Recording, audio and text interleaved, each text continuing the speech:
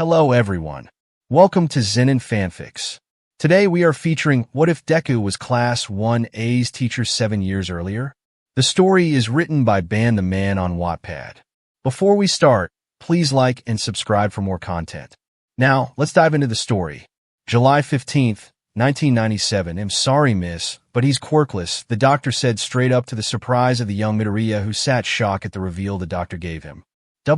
Said the young Midoriya as his dreams were shattered beneath him. There must be a mistake, right, doctor? All of Izuku's friends have shown signs. Inko tried arguing for her son. I see.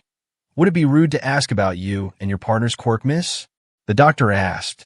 Oh, I can levitate small objects and his father can breathe fire, Inko explained. Yes, by now young Midoriya here should have developed a quirk similar or a mix of you and your partners, but there seems to be no signs, yes. Also, further research has shown that toe joints are heavily related to if you get a quirk or not, and unfortunately for young man here, he is a part of the shrinking 20% of people who possess two joints, the doctor said, empathizing the word two with his fingers. Meaning he is quirkless, the doctor finished. Izuku was left staring shocked at the doctor. The journey from the doctor's office to back home was quiet. Inko understood why, but she couldn't help but feel the blame for her son's diagnosing of quirkless. Was it stupid? Yes, but she was a mother who only wanted the best for her son. When they got back, Izuku immediately rushed to his room and slammed the door shut. Inko toughened herself up before walking into Izuku's dark room, with the only light present being from the monitor, and the light from the just-opened door by Inko.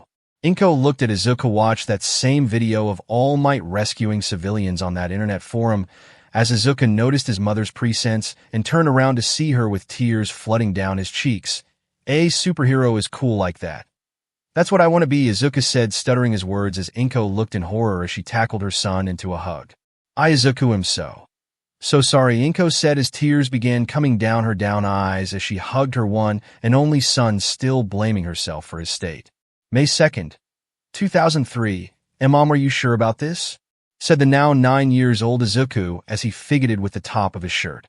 Some years had passed since Izuku's diagnoses, and to say things had been tough would be a vast understatement. Inko had witnessed Izuku come with bruises and bandages over the years, which incredible frightened Inko to the point of tears, but Izuku kept assuring her it was nothing every time. Inko was too good of a mother to believe that, which resulted in many meetings with teachers about their negligence towards Midoriya's bullying at school, which resulted in Izuku's bullying being turned down a notch. I mean, it was still there. Kids are horrible like that, but at least he wasn't getting beat up for it, but the people he once called him his friends did petty things like steal from his pencil case, lunch, or call him names like Deku, which means useless.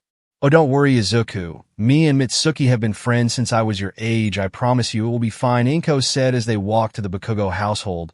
They seem to be fairly well off and live in their own house compared to the Midoriya's apartment. They walk through the gates and knock on the door. The door opens to reveal Mitsuki. Oh, Inko, it's been so long. Mitsuki suddenly tackled Inko into a hug. Yeah, I'm sorry we couldn't keep in touch and all, Inko said in an apologetic way.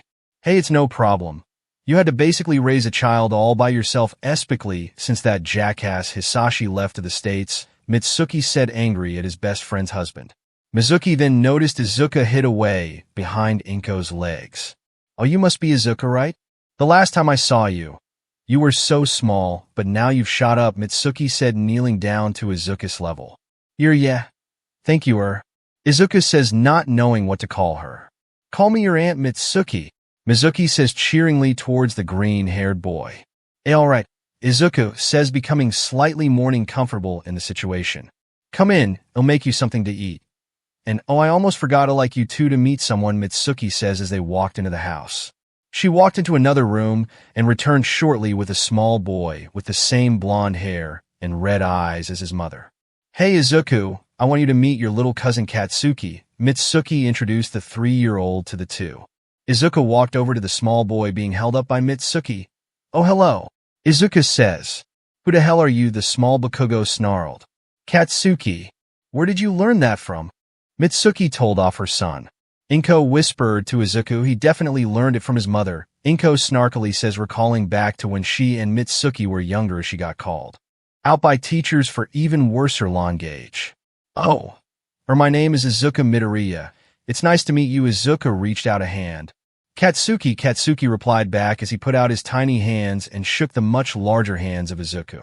The two mothers couldn't help but smile at the two of them, as Mitsuki allowed Katsuki down so he and Izuku could play somewhere else. April 2007. "Today is the day you are brought to justice, Toxic Chainsaw," proclaimed All Might towards the villain. "Oh, All Might. Today I will rid you from this world," replied Toxic Chainsaw as he jumped forward and swinged his chainsaw forward to try and hit the number one hero, but due to his faster-than-light speed, All Might dodged the attacks. "Grr, just stand still," yelled Toxic Chainsaw in anger. Meanwhile, a large group of civilians were watching the battle go on, with 1A's being a 14-year-old Izuku Midoriya, who stood in awe at seeing such an intense All Might battle in front of his very eyes. Smash! All Might yells as he counterattacks and hits the chainsaw villain with his signature punch, sending him into a building as the crowd goes wild from it. "It's over," All Might said, demanding the villain to stand down. "Yeah, go, All Might," yelled Midoriya louder than anyone else, which irritated the chainsaw villain the most. Growling, "If I can't defeat All Might, then it'll just ruin his reputation," Toxic Chainsaw yelled as he suddenly got up and blitzes towards the audience with his chainsaw in hand, ready to slash an innocent civilian. In particular, the one he thought was the most annoying, being Midoriya. "No!" All Might yelled in horror as he moved as fast as he could to stop the villain until Midoriya, who had closed his eyes, slowly opened them to see All Might take the hit for him as the chainsaw was now located in his shoulder. "All Might, you're," Midoriya said on the verge of tears. All Might chuckles over the pain. "No worries, young man. I have this under control," Toxic Chainsaw laughed. "Your selflessness is what lost you the battle, All Might," he said as he used the chainsaw located in his shoulder to throw All Might into a building. "Who knew I would be the one to end the number one hero?" Toxic Chainsaw said as he slowly approached All Might. All Might gripped his shoulder as Toxic waste suddenly coming down from it. He cringed from the pain. As Toxic Chainsaw slowly approached All Might, he was suddenly hit in the back of the head by a book. It did no damage, but it made the villain look around and see that same dim green-haired boy. He climbed over the fence separating the civilians from the battle and held a metal pipe in his hand. Surlay from one of the broken buildings damaged from the villain and hero's battle. "You better leave All Might alone." "Oh, or else," Izuku stuttered. "Why the hell is he doing this? Just earlier his legs moved on their own over the fence to stop the villain." The chainsaw villain chuckled. "Oh wow, that's funny, kid. How about this? Run home and tell of the name of Toxic Chainsaw, the man who took All Might's head, ha ha ha ha dash." Suddenly the villain felt a hand on his shoulder, and in horror he looked and saw All Might towering above him. "Now, erase a little lesson in justice, villain. Detriot smash." All Might yelled, pouring his power into a single punch to the gut, and the power coming off of it alone causes everyone to be blown back by the wind. The dust settled, showing the villain unconscious in a massive crater as the crowd cheered at his victory. Although for Midoriya, not so much, getting scolded by pros and civilians alike for his reckless behavior. 30 minutes later, Izuku is walking home after being scolded by the heroes for his actions. That until, "Ha ha, I am here." All Might suddenly appeared from the sky. "The All Might," Midoriya said, shocked. "Indeed. All patched up Oswell," All Might says, showing the bandage around his shoulder. "Oh, I'm sorry, All Might, that I was the reason Toxic Chainsaw attacked the crowd, and as a result got you injured," Midoriya said, apologizing. "No worries, young man, but I'm not here to beat you up for an apology. I came for something else," All Might said. "Wait, really? What would you need from a quirkless kid like me?" asked Midoriya. "Well, today I saw an amazing young man rush into action to save someone, something the surrounding heroes were too frozen in fear to act on," All Might stated, getting into a more serious tone. "That's why, young man, I want you to be my successor," All Might proclaimed. "W's successor?" Midoriya said in shock. "Yes. One for all is the quirk I possess. It's been passed on from one generation to the next, and I want you to be the next," All Might said, pointing to the young man. A million things were going through the green-haired boy's head right now. Successor? One for all? All Might's quirk? I am gonna be like All Might. Young man. All Might said, snapping his fingers in front of Midoriya, who was in deep in thought, but was snapped out of it by All Might. "Oh, sorry, sometimes I do that," Midoriya said, trying to hide his embarrassment. "So, young man, how about it?" All Might asked. Midoriya took a solid many seconds to think about this before the words came out of his mouth. "I accept." Midoriya accepted. "Great. Come, successor, we have work to do." "Wait, maybe a bit too soon, and I don't even know your name," All Might said, asking for the green-haired boy's name. "Oh, Midoriya, sir. Izuku Midoriya." It was another bright blue day in the city of Mizudafu with rush hour, causing thousands of people to roam the busy streets and traffic to be at its highest. "Ra-ha-hi!" The monster roared as it teared through the city, with the civilians acting as onlookers as the pro-heroes rushed to the scene to deal with such a monster. Causing such a scene at rush hour? Discipleable. Number 7 Pro-Hero Calmy Wood snarled as he launches tree branches at the villain, who tries throwing the attacks aside as it tried rampaging through the streets. "Whoa, a giant monster quirk, so cool," said a hero looking from afar at the sheer size of the villain. Could he get involved and one-shot the villain? Yeah, sure, but he's going to let someone else take the spotlight. Meanwhile, on the streets, the pro-hero death arms ensured the safety of the civilians. That's until Cannon. Suddenly, Mountain Lady bursts onto the scene and kicking the monster quirk villain flying, with everyone shocked at the sudden appearance of a new hero onto the scene as she suddenly fell to the floor as she suddenly started shrinking. "Today's my debut. Pleased to meet you, everyone. You can call me Amity Lady," the giant hero proclaimed as tons of people suddenly pulled out their cameras, with the light coming from it almost being blinding. "Hee. Also sorry for the collateral damage," Amity Lady nervously chuckled at Calmy Woods. "No need to worry, someone's got that covered," Calmy said, pointing at the fact someone stopped the monster villain from falling to the ground. Under the building, tall, quirked man was a sudden burst of green electricity, which easily lifted the villain and thrown him onto the road outside of any harm. The man looked to be in his early 20s. He had messy green hair and faint freckles, with his costume being dark green. A metal mask resting under his neck with a yellow scarf.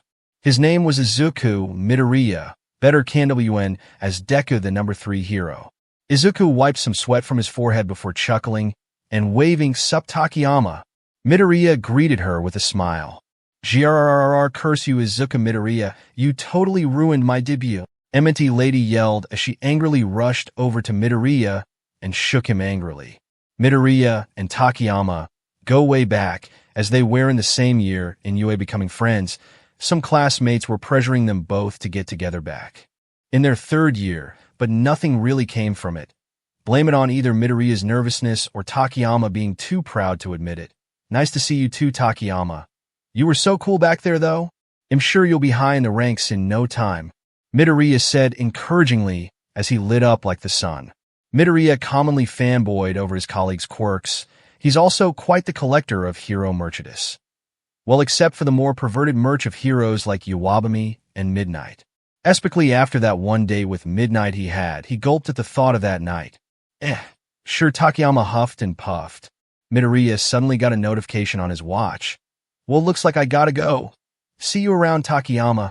Midoriya waved as he suddenly started floating and then flying. "Grrrr, that didn't Midoriya," Takayama snarled as he flied away as Calmy sighed. Midoriya flew in the air, feeling the breeze on his face while doing so until he reached his destination, on top of a cetane rooftop. Midoriya flew down and landed on there to see his none other than his mentor, friend, number 1 hero, and also technically co-worker All Might. "A young Midoriya, it's great to see you," says All Might excited. Midoriya chuckles. "Yeah, it's certainly been a while since we got to just talk, huh?" he said as he used his levitation quirk to sit on the air much like Nana did before him. "Well, I think I'm going to start teaching at UA again," All Might says. Midoriya's eyes widen. "Wait, really? I thought you stopped teaching for good after our battle with All for One?" asked Midoriya. "Well, yeah, that battle did knock me out for a while, and unofficially marked my retirement from teaching, but I'm back," All Might declares, smiling. "That's great. I honestly thought you would have been taking it easy in these years, especially since you are basically living off fumes when it comes to your quirk." Izuku replied honestly. "Haha, no worries, I may be nearly 50 and One for All hasn't been mine for well over 5 years, but I still got it," All Might said, giving a thumbs up. "Yeah, I honestly can't imagine a world without you. I just can't emit the same kind of aura you do, Midoriya says. Be more confident in yourself, Midoriya. You have far surpassed me in power, and the overwhelming feeling of hope you give off by yourself is immeasurable. All Might reassures his student with a pat on the back. Midoriya chuckles and smiles. Thanks, All Might. I also had something else to say to you, All Might said. What is it? Asked Midoriya. Well, you see, since new students are coming to UA this year, we sorta need a homeroom teacher. All Might explains. I'm sure Izawa will be alright with teaching another class, even though he expelled the last one. Midoriya rubs his head. Well, that's the thing. Niza has been looking for a new teacher for the new 1A students after seeing Izawa's disinterest in the idea of teaching another year. All Might said, which made Midoriya look in shock. You aren't saying dash. Yes, young Midoriya. We want you to be the teacher for class 1A. All Might proclaims, pointing at his student dramatically. Hey, I appreciate the offer, I really do, but I'm only 20 years old, says Midoriya, trying to reason with All Might. All Might puts his arm over Midoriya. Relax, young Midoriya, this is a new experience. If you can fight the manifestation of evil, then surely you can handle like 20 children. That's entirely different. Midoriya argued back. Come on, Midoriya, if you don't like it after the sports festival, then we have Izawa on speed dial. Well, not really, then we would have to deal midnight, All Might says. Midoriya took a long and deep sigh. Alright, I'll give it a shot, the number 3 said, admitting defeat. Midoriya yawned. Alright, I think that's my shift done. See you, All Might. He waved as he jumped off the building, activating levitation and flying across the city at high speeds as he felt the air brush across his face. Since his shift is over, he will just head back to his apartment. Not exactly a mansion or skyscraper like All Might or Endeavor, but what do you expect for a single guy in his early 20s? That was until he got a text message from Aunt Mitsuki. I haven't got a text from her in a while. Last time he got one from her, he had to have a talk to him about bullying quirkless people at his school. Aunt Mitsuki. Hey Izuku, can you stop by? I know you're a busy hero and all, but your little brother needs some talking to. Midoriya rolled his eyes. Oh great. Midoriya flew towards a place he is all too familiar with, the Bakugo residence. He deckhanted down towards the house, where he landed near the front entrance and pressed the doorbell. Ding dong, he waited for about 10 seconds where he could hear loud mumbles from inside before he saw the door swing right open. Mitsuki put on a smile as she saw Midoriya. Izuku, it's been so long, thank you for coming over, she smiled. No problem, Aunt Mitsuki. Izuku smiled as Mitsuki let him in. What seems to be the problem? Midoriya asked. I keep getting reports from Aldera about his behavior and harmful language towards other students, Mitsuki explains. Ain't that just the same stuff he has been doing the last 10 years? What's different now? Asked Midoriya. Teacher said his language is getting out of control. Apparently he told some other students to jump off a roof or something, Mitsuki continues. Oh, that's pretty bad. I know his language is bad, but geez, I guess I should knock some sense into him, Midoriya says, shocked. Now, where is that little troublemaker? Izuku smirks as he suddenly hears screaming from upstairs. H. Oh, that must be him, he chuckled as he went up the stairs and saw the door to Katsuki's room decorated in edgy signs. He knocked gently on the door 4 times. PSS off, Katsuki yelled from behind the door. Izuku chuckled before opening the door, seeing Katsuki on his bed reading a comic, and frowned at the sight of the number 3 hero. Oh great. Katsuki said, rolling his eyes. Sup Katsuki, how's school going? Izuku says, walking and sitting on his bed. None of your DMN business. Katsuki says, raising the book to cover his face. Come, your big brother wants to know what his little bro Kats is doing. Izuku says, cheerfully, putting his arm on the blonde's shoulder. Katsuki gripped the book he was reading so hard his hand was physically creased into the paper. I told you stop calling me that. Katsuki yelled, red, embarrassed that he was being called his little brother. What? Come on. You used to take that as pride, Izuku said, ruffling his hair. Remember when I won the sports festival and you bragged to all of your friends that you the brother of the Izuku Midoriya? Midoriya chuckled while scratching his nose. What the how do you know that? Katsuki yelled, getting even redder as Midoriya cheekily replies. Aunt Mitsuki Bakugo growls louder at the fact his mom told him that. Now I'll say it again, what have you been doing at school? Izuku asked. Doing fine, I guess. We finally started talking about our next steps, but of course no one is becoming a hero except me Bikazu. I know none of those background characters ain't going nowhere, Katsuki said, regaining his composure from earlier, as he pointed a thumb to himself. That's Vegeta's technique. Ah, come on, Katsuki, what did I tell you about thinking about others? I'm sure there must be some people with promising quirks, even if they aren't as flashy as yours, Midoriya says casually. Nah, just some shitty extras which I couldn't give a single SHD about, Katsuki says, lying down. So you're applying to Yueha, Midoriya said, trying to shift the conversation to something else. Dinin, right I am.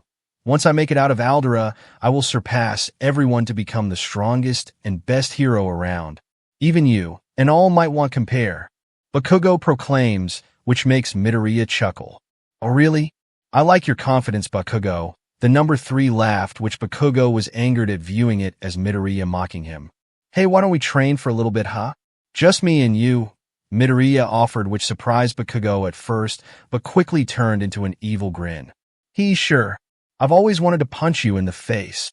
Bakugo smiled as explosions radiated around his hand. Alright, but let's take this somewhere where we can let a bit loose, Midoriya said as he grabbed onto Katsuki's shoulder. Where are we going? Before Katsuki could finish his sentence, he was suddenly in a forest. And here we are, Midoriya said in a relaxed tone as if nothing crazy happened.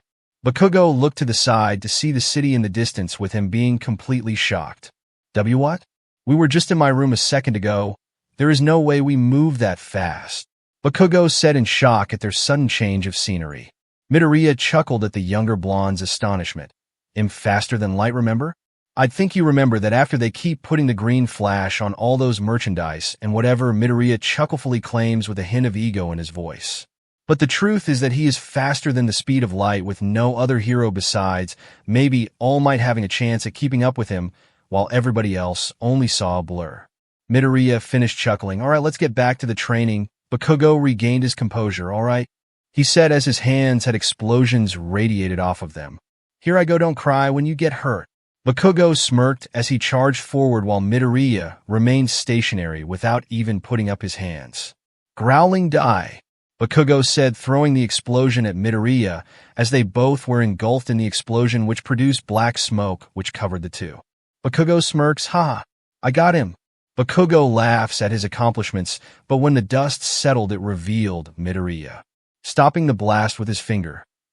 Midoriya whistles, whoa. Impressive show of force. Would have probably done a number on me like 7 or 8 years ago, Midoriya comments, which makes Bakugo's shock at Midoriya's power turn into that of anger again. Grrr, don't make fun of me, ah.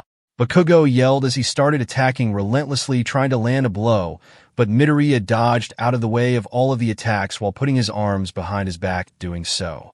Ooh, another right hook, huh? You always going for those, and it's pretty easy for an opponent to read in combat. Could get you killed in a lot of fights, you know? Midoriya talked about Bakugo's poor fighting style while still easily dodging his attacks, until suddenly Midoriya vanished from Bakugo's sight. Huh? Where are you?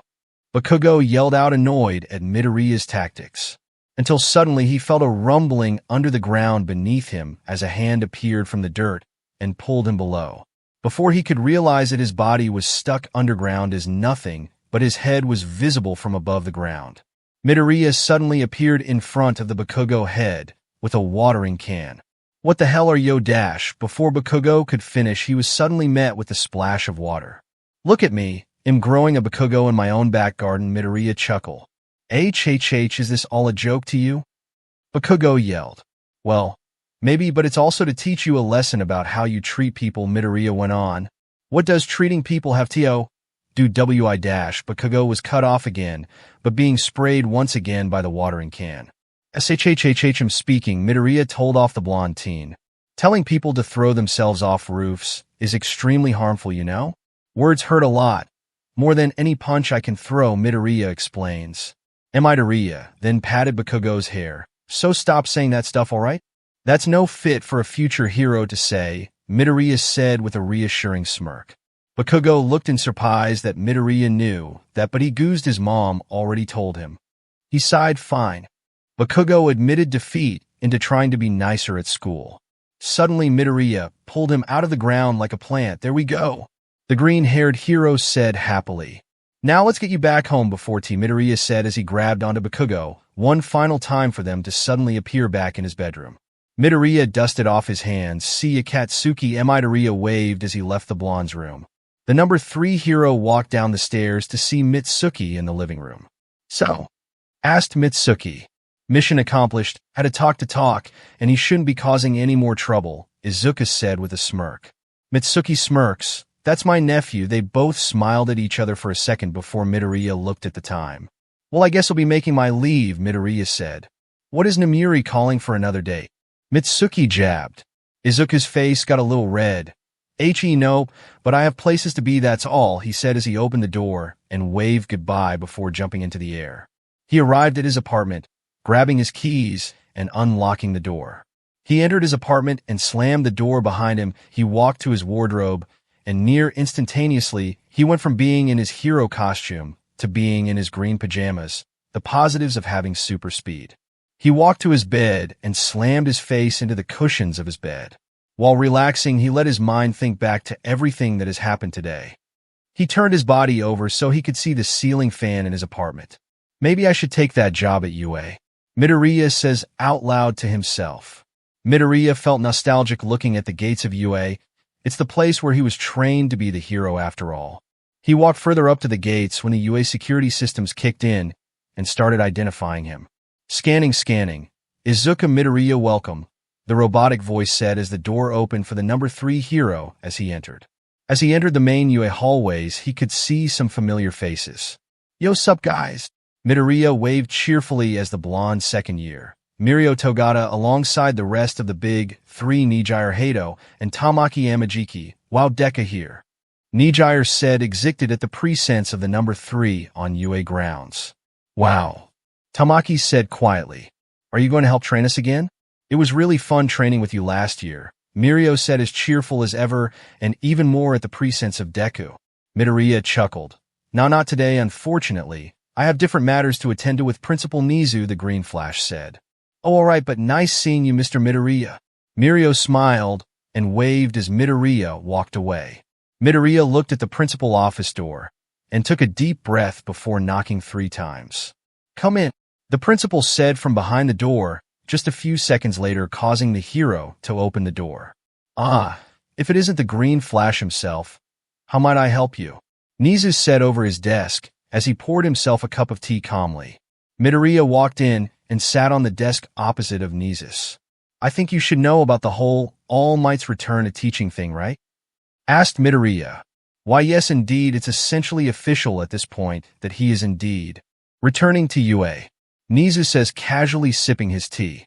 And I'm guessing you also have heard about the offer being sent my way too, huh? Midoriya continued. I assume All Might has already told you? Nizu asked. Yeah, he thrown the offer my way yesterday, and I was still pretty hesitant on the offer at first, but after some time to think about it, Midoriya stated. And Nizu looked in anticipation. I want to accept the proposal, Midoriya finally said. Oh, wonderful. It's an honor to have you here, Midoriya, says Nizu, who was overjoyed by him accepting to the point he almost spilled his tea. The honor's all mine. Being back here and teaching a whole new generation of heroes is going to be great, Midoriya said, trying to avoid being all high and mighty. So, I guess I'll start teaching when the new class 1A shows up, yeah? Midoriya asked. Yes, you will be taking Aizawa's spot being the homeroom teacher while cooperating alongside people like All Might in the kids' training, Present Mike in English, Ectoplasm in maths, and also Midnight in literature. Nizu lists off the various heroes/teachers he will be working with. Wait, did you say Midnight dash? Midoriya's sentence was cut short as someone barged through the door. Oh, Izuku, the person revealed to be Midnight. Oh, hey Namiri, long time no see. Izuku said as a sweat drop dripped down his face. Don't think I have forgotten about our next date, Midnight said as she tightly gripped her WHB. On Namiri, well, you see her. Midoriya starts mumbling to how to get out of his situation. Holy SHD all for one. Midoriya pointed to behind Midnight, which made Nizu and Midnight turn their heads behind them to see. Nothing. Crash. Suddenly both turned back to see Midoriya jumped out of the window, causing a Deku-shaped hole in the glass, as if he was a cartoon character falling to the ground. I hate it when he does that. Midnight says annoyed. Well, that's coming out of his paycheck. Niza chuckles to himself while Midnight grunts that Midoriya got away again. 10 months have passed since Deku had officially joined UA as a teacher, and the time for the entrance exams had come. Midoriya had mostly returned to regular hero business, but also making time to educate himself on how he could best be a teacher, which included some chats with Eraserhead, Present Mike, Vlad King, and All Might himself. Midoriya walked towards the observation deck where the UA staff were currently awaiting for the physical portion of the entrance exams to begin. Midoriya smirked as he kicked the door open, which surprised everyone here. Yo! All Might in a well-tailored suit smiles. "I'm Midoriya. What a pleasure to have you here," he says with the same amount of joy a father would greet their son. Vlad King looks and sighs. "Oh great, that annoying brat is here," he says with almost disgust. Ever since Midoriya developed his teasingly playful side to his personality, the BLD hero had grown annoyed with the green-haired hero. "Tell me about it. He was part of my first class. I should have expelled him when I had the chance." Aizawa replied to the BLD hero, sharing his annoyance. Suddenly Midoriya appeared behind the both of them, pulling them into a hug. "Oh come on guys, I ain't that bad," Midoriya chuckled as he hugged them tight, to the extreme irritation to the two older heroes. Suddenly the heroes' eyes shifted as a door opened in the entrance exam arena, showing the many potential students walk through of all shapes and sizes.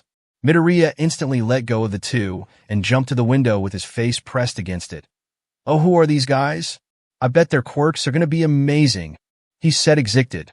No matter what experiences or shifts in personality, he will always be a nerd for quirks. He still even keeps up with his hero journals when he has the time too. "Let's just hope these bunch are better than the last batch," Aizawa mentions. "I don't know, I thought expelling almost your entire class last year was a bit far honestly." Midoriya responds back on the topic of Class 1A. "They didn't have what it took to be a hero.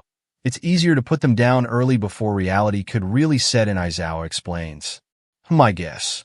But this year is different after they changed how they determine a person's worthiness in the hero course, instead of basing it on just big numbers and flashy quirks," Midoriya replies, mentioning the changing of rules. Funny coming from the guy who can blow up a planet. Aizawa lets out a small, surprising smirk. Their conversation, however, was interrupted as Present Mike was prepared to speak to the students. "Hee, that's my gig," the loud hero smirked at the other teachers as he went to speak to the students. Present Mike appeared on the screen in front of the many examinees. "Well, hello, little listeners, and welcome to the practical part of your entrance exam," Present Mike told the potential students. "For this test, you will be brought into a simulated city where dangerous robots are there for you to beat up to gain points. But if your quirk doesn't allow for high output damage, I recommend going for the power buttons on the robot side," Present Mike said and continued. Some contestants had been assured by the explanation, including an invisible girl and a purple-haired boy. "There are different kinds of robots worth different points," Present Mike says as he then shifts to the explaining the points. 1 point, easy villains 2 points, medium villains 3 points, hard villains 0 points. Arena traps. The rules and point system was laid out, and now it was time for the true part of the entrance exam to begin. Izuku looked down at the contestants. "That blue-haired boy with glasses is definitely Ingenium little brother. When he was studying under Ingenium 1 year at UA, he would tell him how cool his little brother is and how he would be an amazing hero. He smiled at the thought that Ingenium's younger brother is living up to his dreams. Weirdly enough, he didn't spot the son of Endeavor anywhere. Perhaps he is getting in solely through recommendation, which is actually probably for the better due to how powerful his quirk is. All right, start," Present Mike said to the confusion of the might-be students. "What are you all waiting for? There are no countdowns when being a hero," Present Mike yelled. Then suddenly everyone started rushing to the city where the heroes could really see what these batch of kids were made of. The brother of Ingenium rushed in, showing his impressive speed and agility via his quirk and dispatching of many robots. Then there was a brunette girl who showed an impressive gravity manipulation quirk by making the robots levitate and fall to the ground, although it definitely seemed to take a toll on the young girl. Then there was a smug blonde boy with a laser coming out of his stomach. The laser seemed powerful enough to fire him across the fake city by itself. "Man, these kids are amazing," Izuku fanboyed. "As much as I hate to agree with you, yeah," Vlad King responded from the side. The exam continued as many students got to show off their quirks until the big bad appeared, the 0-pointer which made every single contestant run for their lives. Well, except... Gore. Goddamn it, I'm stuck, the brunette girl said as suddenly she could see the overwhelming shadow of the zero-pointer behind her.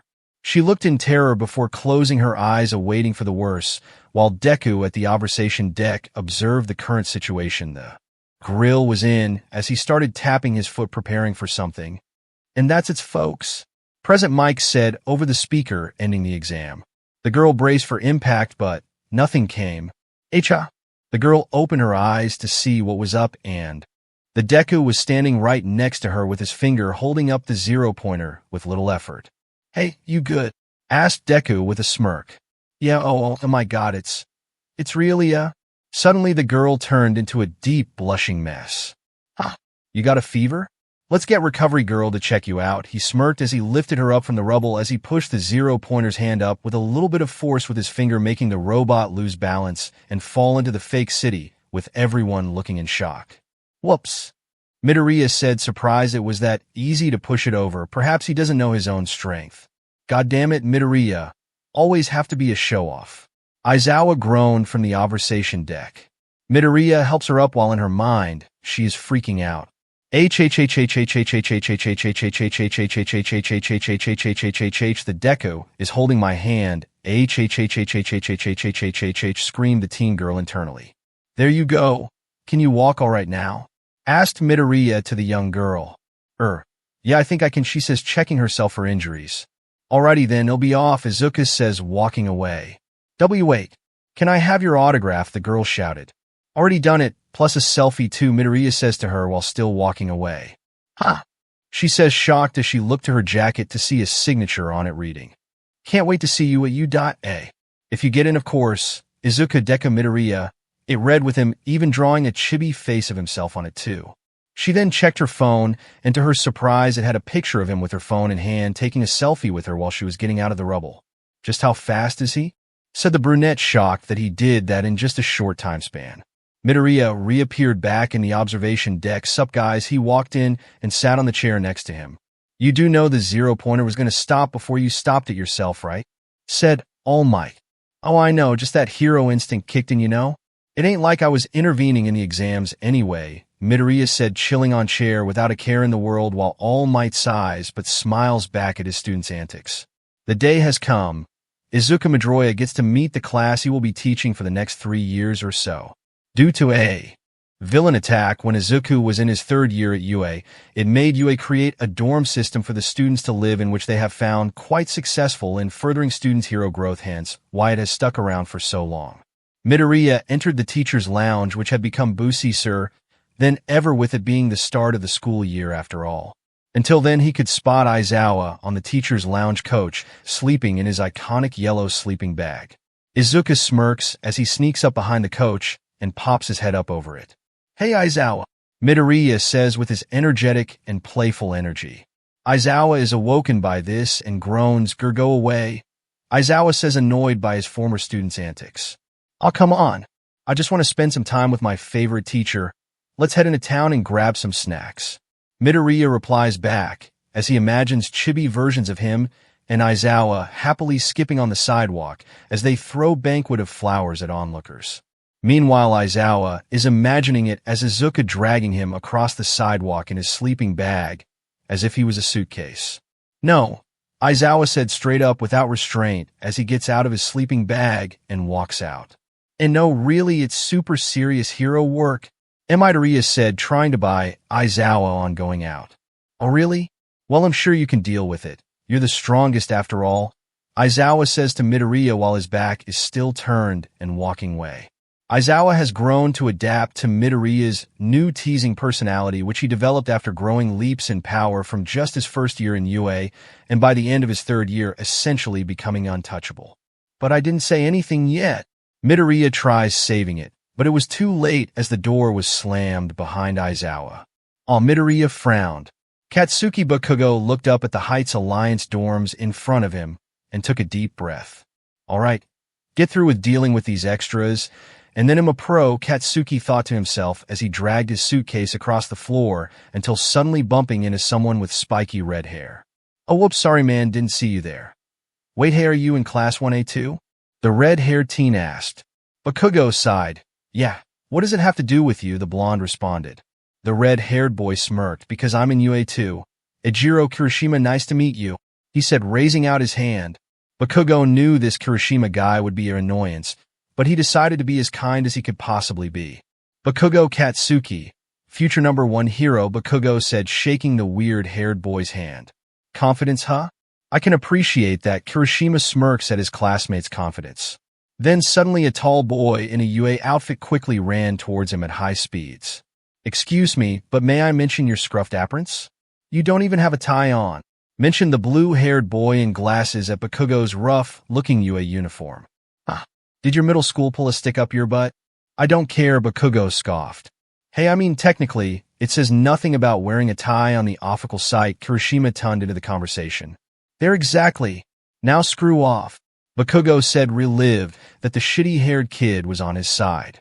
Ida coughed. WL, that may be true, but we should still show our great respect for our predecessors. Oh, I haven't introduced myself yet, have I? My name is Tenya Ida, Ejiro Kirishima. Bakugo sighed. Katsuki Bakugo. Now PSS off, he said as he started walking away from the blue and red-haired teens. Geez, what's his problem? Suddenly a new voice joined in the conversation. A voice Kirishima couldn't forget as he looked to see Mina Ishido with a yellow-haired boy by her side. Oh, sup? Didn't know you were in 1A too, Kirishima replied. I know, right? Oh, and I want you to meet this guy. I know you guys will totally get along, Mina said as the yellow-haired boy smirked and approached Kirishima. Denki Kaminari. Nice to meet you, Kaminari said, reaching out his hand. Nice to meet you too, man. Kirishima grinned and gave him a manly handshake, a sign for a start of a great friendship. Meanwhile, another person arrived on campus, a purple-haired boy with crazy-looking hair. His name is Hitoshi Shinso. For most of his life, he would have never guessed he would be in UA, especially after his quirk was regarded as that of a villain by so many people throughout his life. His moment of self-reflection was cut short as he felt a hand on his shoulder as he turned around and saw a brunette girl in her UA school uniform and a green backpack. Hey, are you okay? You've been staring at the sky for a good 5 minutes, the girl said. Oh, sorry, I was just thinking about stuff, you know. UA is a big step after all, Shinso replied. Oh, I get that. Oh, the name's Ochako Uraraka, by the way. Uraraka introduced herself. Hitoshi Shinso replied back with his own name. Oh, I think we're going to meet our homeroom teacher, Uraraka said as she quickly ran towards the main meeting area, which was just outside of the Heights Alliance dorms. Hey, wait for me, Shinso says, surprised at her sudden rushing to the meeting point. The 20 students all grouped together. Wonder who the head teacher will be? Ribbit, the frog girl, Tsu Azuri wondered. I hope it's a smoking hot chick, like Emily Lady or Mid. OW, said the graped-haired boy. Minoru Minato wondered before being slapped over the head by the frog girl's Keurig. I already know he's going to be trouble, the earlobe Keurig girl known as Kyukajiro said towards the grape boy. Now where the hell is our homeroom teacher? It's been over 10 minutes already. Bakugo spoke up. Hey, I don't want to alarm anyone, but who's that?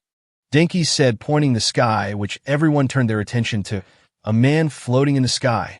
The man smirked down at the students. About time they noticed, he said to himself as he quickly levitated down for all the students to see who he really was. In no way is that dash. Kirishima was in the loss for words in who he thought he was seeing. He wouldn't dare. Bakugo gritted his teeth at the idea of who he was seeing. The figure finally landed, and all of the students dropped their jaws at who they were seeing. DKU is our homeroom teacher? The entire class said at once, almost impressively in fact. You got that right. Midoriya smirked at his now student's reaction to the reveal. Deku. Bakugo nearly leaped forward at Midoriya, but was quickly restrained by Kirishima and Kaminari. Whoa. Hey dude, what's your problem? Kaminari asked as he struggled to hold him. Meanwhile, Uraraka was currently as red as a tomato. Shinso, please catch me, Uraraka said on the brink of fainting. Please don't, Shinso asked politely. What's her problem? The twin-haired son of the number 2 hero said, confused. Why yes, I don't quite understand her overreaction, said the young heiress to the Yaoyorozu family. Momo Yaoyorozu. Izuku clapped his hands together. All right then, how about I give you all a tour of your dorm, shall we? He said with almost childish amount of excitement as he guided them through the Heights Alliance dorms. As he guided his students through the ins and outs of the dorms, they finally arrived in the living quarters. "Why, you weren't kidding, this place is awesome," said Kaminari after looking through it. "I know, right? And this is the living quarters," Midoriya says, throwing his hands in the air to show his excitement like he was a child showing his parents something, as went over to the coach and desk where he lifted the desk up with his finger to find out all the drawing he did of himself in chibi form under the table was still there almost 7 years later. "How it's still here," Midoriya smiled before putting the table down. "All right, but we need serious answers to something," Kirishima said in a sudden serious tone. "Does this place have a Wii?" Kirishima's serious tone then turned into childlike wonder. Deku chuckles, "We sure do, and he'll let you know I am the undisputed king of Mario Kart Wii since 2010. Midoriya declares pridefully. "Oh yeah? Well, the Red Riot is here to claim the throne," Kirishima said, getting pumped up. "Oh, you're on." Midoriya chuckled and grinning almost evilly. Momo fake coughs. Midoriya-Sensei, aren't you supposed to be giving the orientation?"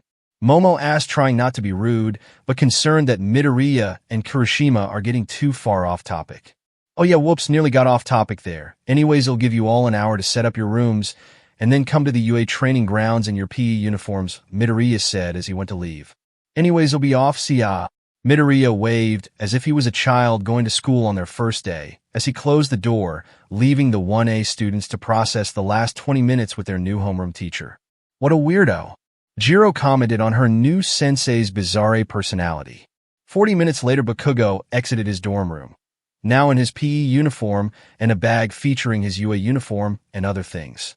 He waited in the common room where he was bugged by shitty hair and Pikachu. "So what's up with you and Midoriya-sensei?" "Come on," Ari asked. "Huh." Bakugo replied, semi-annoyed.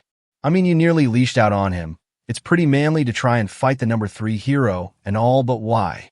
Kirishima questioned. "Come on, we want to know." Kaminari pushed it. Bakugo let off an exhausted sigh. Fine, I'll tell you.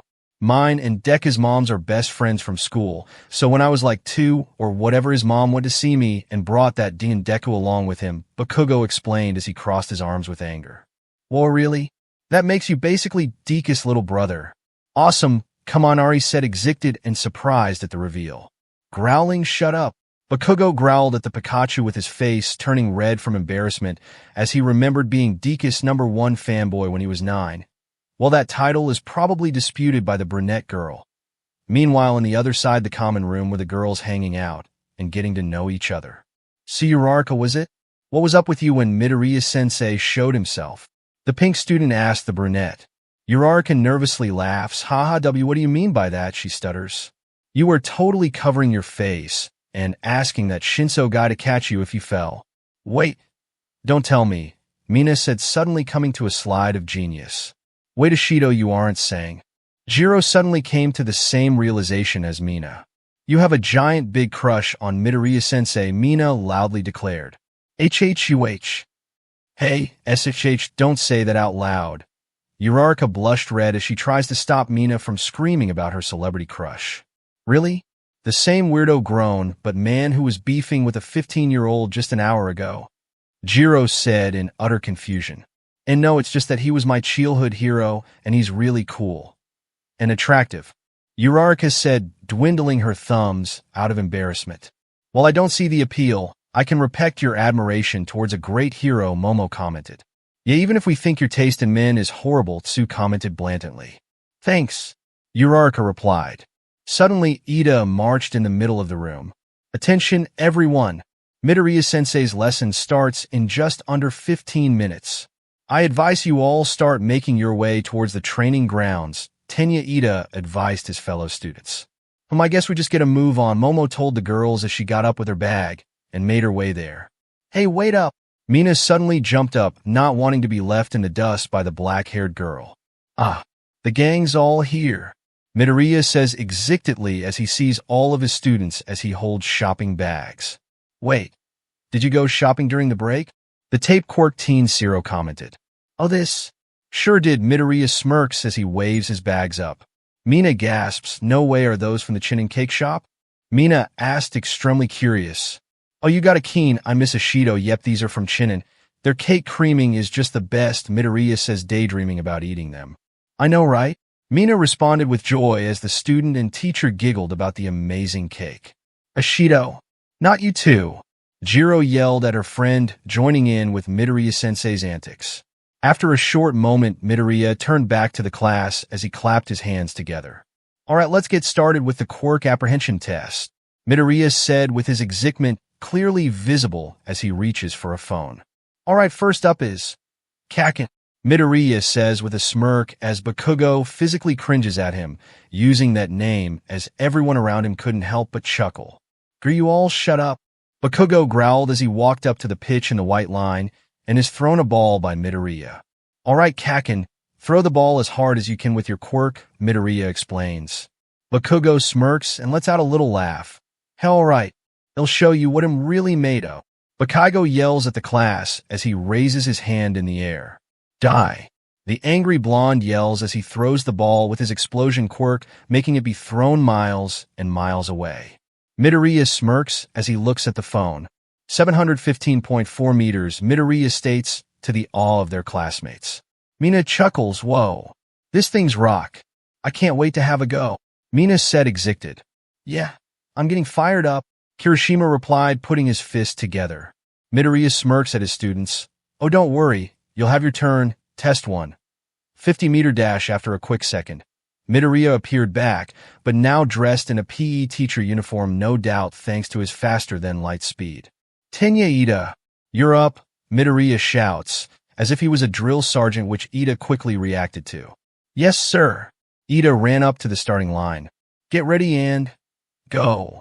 Midoriya yelled as he blew the whistle. The dash began with Tenya Ida quickly gaining the time of 3.04 seconds. Tsu Azui came in with a time of 5.58 seconds. Masahiro Ojiro came in with 5.49 seconds. Ochako Uraraka came in with 7.15 seconds. Yuga Aoyama showed off with his beam, gaining a score of 5.51 seconds. Mina Ashido gained a score of 5.49 seconds. Katsuki Bakugo used his explosions to get 5.13 seconds. Test 2.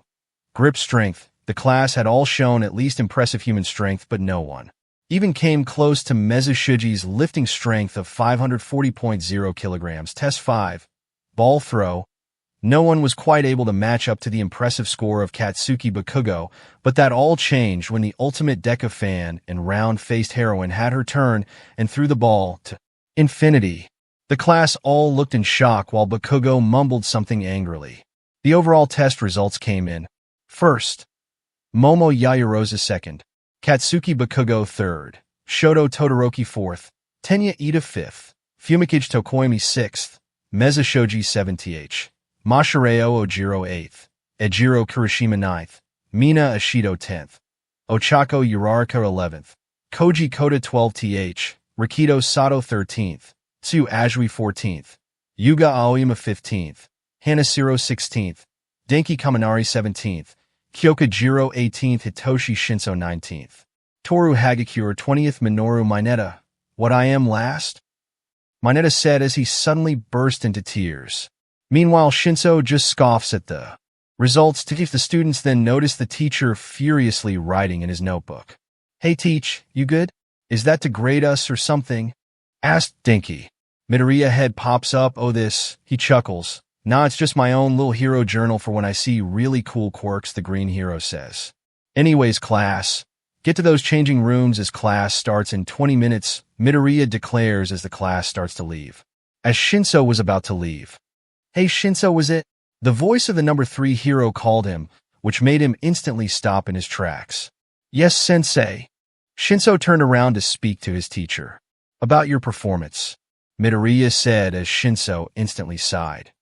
Great, and if I didn't belittle myself enough already, the number 3 hero is here to make it worse. The purple-haired boy thought. Yeah, I get it all right? My quirk just doesn't work for this stuff. Even the entrance exams I got in on the skin of my teeth, only due to some quick thinking. Shinso suddenly yelled out, which Midoriya noticed. No, it's not about that, Shinso. I'm here to talk to you about what we can do to improve your physical performance, Midoriya stated, which took Shinso by surprise. Someone is here to help him for once? You know, Shinso, you kind of remind me of myself when I joined you, Dada. You see, I didn't have full control of my quirk when I first awakened it at 14, One wrong usage of it, and I could potentially explode all my bones, which meant I was basically quirkless for the quirk exams like you and got last place, nearly getting me expelled. Midoriya chuckled as he told his story. Wait, you? The Decan nearly got expelled because you were a wimp? Shinso said, shocked. Yep, I guess you can say that, but once I saw that issue, I trained up my body to not just improve my control of my quirk, but also to help me in 1v1 fights when going full power would prove too risky, and I just know the guy who could help you with your own problems, the number 3 revealed. Someone to help me? Who is it? The purple-haired boy asked. His name is Eraserhead. He's an underground hero who has the ability to erase quirks for a short PRD of time via his eyes. Kind of like you now that I think about it, and plus he's also a really good fighter, Midoriya said as he pulled a note from his pocket. He was really interested in your abilities, and I think you could learn a thing or two from him, Midoriya says, handing it to Shinso as he starts walking away getting prepared for the next class. Shinso looks at the paper in his hand, and a rare, small, genuine smile appears on his face. Class 1A had just come back from lunch. Their last lesson was a painfully mundane English class with present Mike. I wonder what's up next, Uraraka wondered as she took her seat. Better not be maths or something, Ciro said. Please be midnight, please be midnight, please be midnight, please be midnight, Mineta said, quietly begging for the 18-plus hero to barge through the door. Then suddenly, Deku barged through the door, towing a comically large present box by its wheels. Sorry for the wait, everyone, he said excitedly as he walked right in front of the classroom. Hey, teach, what's in the box? Kirishima asked. Midoriya smirks. Oh well, you see, class, he said as he suddenly turned into a blur before coming immediately back, but now dressed in a magician's get-up. Before your very eyes, I will perform a magic trick, Midoriya said as he bowed before the class. Where does he even get the stuff? Kaminari asked about how his teacher has access to all of these clothes. Overly excited adults are creepy, Jiro commented. Nah, this is just plain fun. Show us a magic trick, Mina said, excited to see what her teacher has in store. Now, my students, I shall perform a magic trick right in front of your very eyes.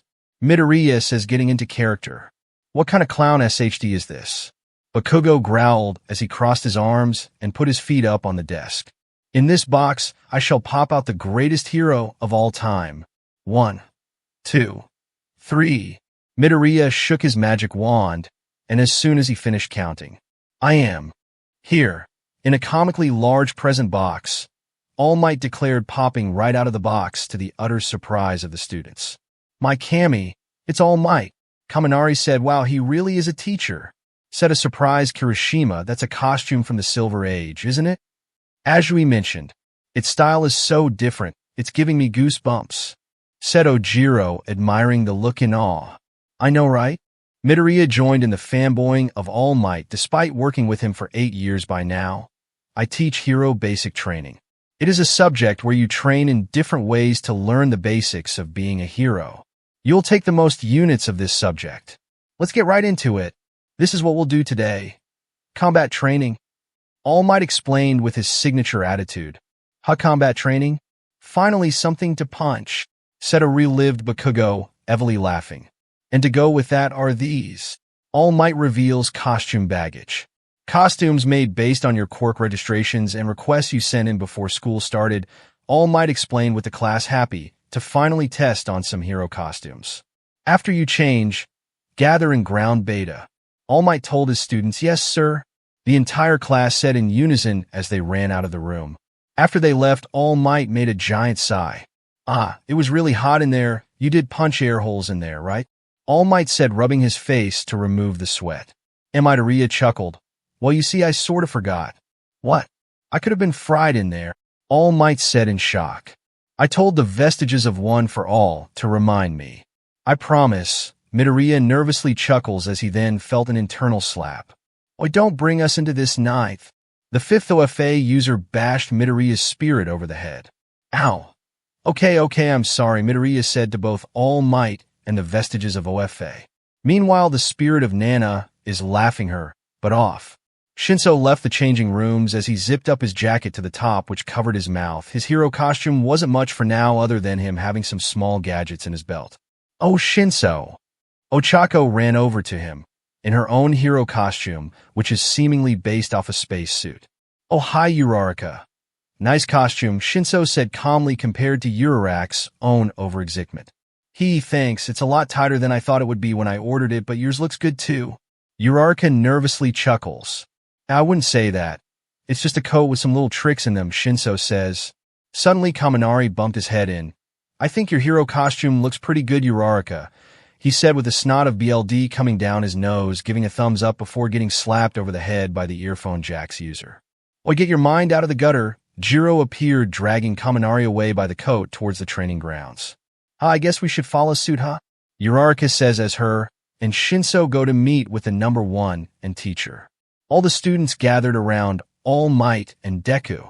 Oh man, look at everyone's costumes. So cool. Midoriya fanboyed over his own students. I must say, Deku, I agree. They say the clothes make the man. Young men and ladies, be fully aware. From now on, you are heroes. That's great, everyone. You all really do look cool. Now, shall we begin, you zygotes? All Might appreciated everyone's hero costume too. Midoriya and All Might Sensei, are we going to be performing training simulations similar to that of the entrance exams? Ida, in his knight-like armor, asked. Ha, no, young Ida, we have something else in mind. Deku, will you? All Might nudged the number 3 hero. All right, Deku said as he quickly vanished and reappeared with a large whiteboard as he began drawing the rules on the board. This training will be group-on-group battles. One side will act as heroes whose goal is to disarm and stop a bomb, while the other side, acting as villains, must defend it. Midoriya gave a quick rundown as he explained the training to his students. Oh, so like capture the flag in Halo, Kirishima comments.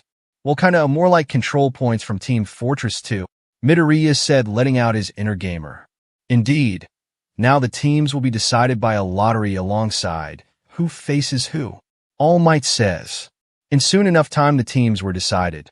A is Uraraka and Shinso, B is Shoji and Todoroki, C is Mineta and Yaoyorozu, D is Bakugo and Ida, E is Ishido and Aoyama, F is Koda and Sato, G is Kaminari and Jiro, H is Tokoyami and Azui, Izo, Jiro and Hagakure, J is Siro and Kirishima. While Shinso, we are matched up. Uraraka smiled at the news. Yeah, I suppose it's nice to have a friend as your teammate, Shinso replies with a small smile. Meanwhile, Yaoyorozu could only sigh at her own teammate. Great. She whispered with sarcasm. The first teams to fight will be these guys. Team A will be the heroes, and Team D will be the villains. Everyone else, head toward the monitor room now. Villain team, go in first and set up. In 5 minutes, the hero team will break in, and the battle will start. Young Ida, young Bakugo, learn to think from the perspective of villains. This is pretty close to a real battle. Go all out. Don't be afraid to get hurt. All Might gave orders. Sir, yes, sir. Ida responded as if he was given orders by a drill sergeant. PFFF, whatever. Bakugo grunted as he and Ida made their way into the building. All the students then made their way to the monitor room to watch the exercise begin. As Uraraka and Shinso walked, the brunette couldn't help but ask, Hey, I know this is pretty late to ask, but what is your quirk exactly? Asked Ochako. Oh, alright. Just don't go around spreading this like wildfire, alright? Shinso said as the girl nodded. Alright, it's called brainwashing. Basically, anyone who engages in a conversation with me becomes under my control, Shinso explains. Whoa, that's amazing, Shinso. Definitely pro-hero material. Uraraka gasped at his quirk. Wait, you're not freaking out or anything. Most people see it as a villain quirk, Shinso says, caught off guard by Uraraka's kindness. I don't really believe in villain quirks. I mean, sure, it can cause some pretty bad damage in the wrong hands, but I know it isn't, because it isn't yours, Shinso, Uraraka told the purple-haired boy who was left awestruck. Wow. Thanks, Uraraka. I needed that, Shinso said, trying to hide his blush with his jacket. Meanwhile, with the villain team. So, Bakugo, what kind of plan do you have in mind? Ida asked. I have a plan. Attack. Bakugo grinned as he walked out of the main room holding the fake bomb. Hey, wait, Ga. I suppose he knows what he is doing. Ida sighs. I suppose I am on bomb watching duty. Meanwhile, back with the hero team, they rushed through the hallways until suddenly, boom, Bakugo came barging through the walls with an evil grin on his face. Yo, eyebags and round face. He yelled. Walk dash. Shinso tried using his quirk, but Bakugo was already in front of them, and ready to throw an explosion right in their direction. It was too risky to finish a sentence, so he instead ran up to and tackled Uraraka out of the way, but this wasn't at the cost of Shinso taking splash damage from the blonde's explosions. Uraraka opened her eyes to see Shinso shielding her as Shinso. Uraraka yelled in concern. Gah. I'm fine, you run ahead while I deal with the angry blonde, got it? Shinso said, pulling himself together as he got up to turn to Bakugo. Right, but be careful, Uraraka said as she starts running ahead. Bakugo noticed the brunette run ahead and was charging up an explosion in his hand. You ain't going now, her dash. Hey Bakugo, come and get me. Shinso pocked the angry blonde bear by sticking out his tongue out and pulling the bottom eyelid down. Grrr, you dash. Bakugo propelled himself towards Shinso, who simply stood there smirking as he pulled up his jacket's sleeve to reveal some sort of turret on his arm. Shinso fired the weapon as it spitted out a net which stuck to the wall and trapped Bakugo inside. Growling Gah, Bakugo growled like an animal as he tried tearing through the net. Heh. Trapped in there like an angry blonde Pomeranian, the purple-haired boy smirked. Bakugo began yelling as he tore through the net and angrily landing onto the floor. I swear to All Might I am gonna dash. Walk out of the training grounds, he commanded using his quirk. And then Bakugo just stopped. He stood up and simply walked out of the training grounds. Young Bakugo? Young Bakugo? Where are you going? All Might said over the communicator, but Bakugo didn't listen. What the hell got into him? I know he would never just step down from a fight like that. Not the Baku bro I know, Kirishima commented as a tear fell down his face. Dude, you barely knew him for a week, Jiro commented as the bitterness of Kirishima. I guess that's all what it takes to know a guy, especially Bakugo, Kaminari mentioned. Meanwhile, Deku could only look proudly at Shinso. This test will be good not just for Shinso, but also for Bakugo, as it will teach him not to run in guns blazing. Well, it seems like Bakugo has forfeited the match. For some reason, All Might announced. Meanwhile, back in the test. Bakugo, do you copy? Bakugo, Ida said over the communicator, fearing the worst. Looks like Shinso really did it, huh? Uraraka said out loud, catching Ida's attention. Huh? Why you dare challenge me, hero? Ida yelled in a villainous voice, which Uraraka could only laugh at. WL, don't think have won yet, hero. For I am coming at you at full force. Ida yelled as he fired up his quirk and launched towards the brunette. Ep! Uraraka screeched as she barely dodged out of the way of the attack, sending Ida into a wall, but he quickly stopped himself in time before he crashed into it and propelled himself forward towards her. Uraraka, with her hands still on the floor, chuckled as she used her quirk on the flooring pads as they levitated up into the air. Guess it would be rude if I didn't show off my abilities too, Ida? Uraraka said as the tiles lifted up. Now, release! Uraraka yelled as the pads came falling down right on top of Ida, who could only guard himself from the shower of concrete coming his way. Some moments passed as Ida crawled his way out of the rubble. Ida still kept up the villain persona. Don't think you have won yet, her dash. The bomb have been disabled. Hero team wins. All Might yelled over the communicator to the surprise of the blue-haired boy as he turned to see Uraraka cuddling the bomb. Hee. Uraraka chuckled as she hugged onto the bomb. Shinso suddenly stormed into the room and smirked that Uraraka managed to beat Ida on her own. Shinso, Uraraka, and Ida made their way back to the monitor room to the excitement of the other students, and Midoriya acting like his man-child self. But of course there was Eyebags. Bakugo, who had long been free of Shinso's mind control, leaped forward at the purple-haired boy until suddenly he was pulled back by a black whip which wrapped itself around the blondes like a parent putting a leash on their young child. What the let me go, Bakugo growled as Midoriya hung him up like a piñata until he calmed down. Great job out there, Shinso. Great use of your Gadegs, and especially for taking the blast for Uraraka. You feeling good? Midoriya asked his student. Well, I only took the splash damage of the explosion and not directly. Still hurts like hell though, so I should probably head to Recovery Girl, Shinso explains. Then you should probably head there now before the day ends, Midoriya says as Shinso's nodded, excusing himself from the lesson in order to get healed up by Recovery Girl. And also Uraraka was so cool using the floor as projectiles against Ida and use it as a distraction to disable the fake bomb. Midoriya also added, which made Uraraka flustered.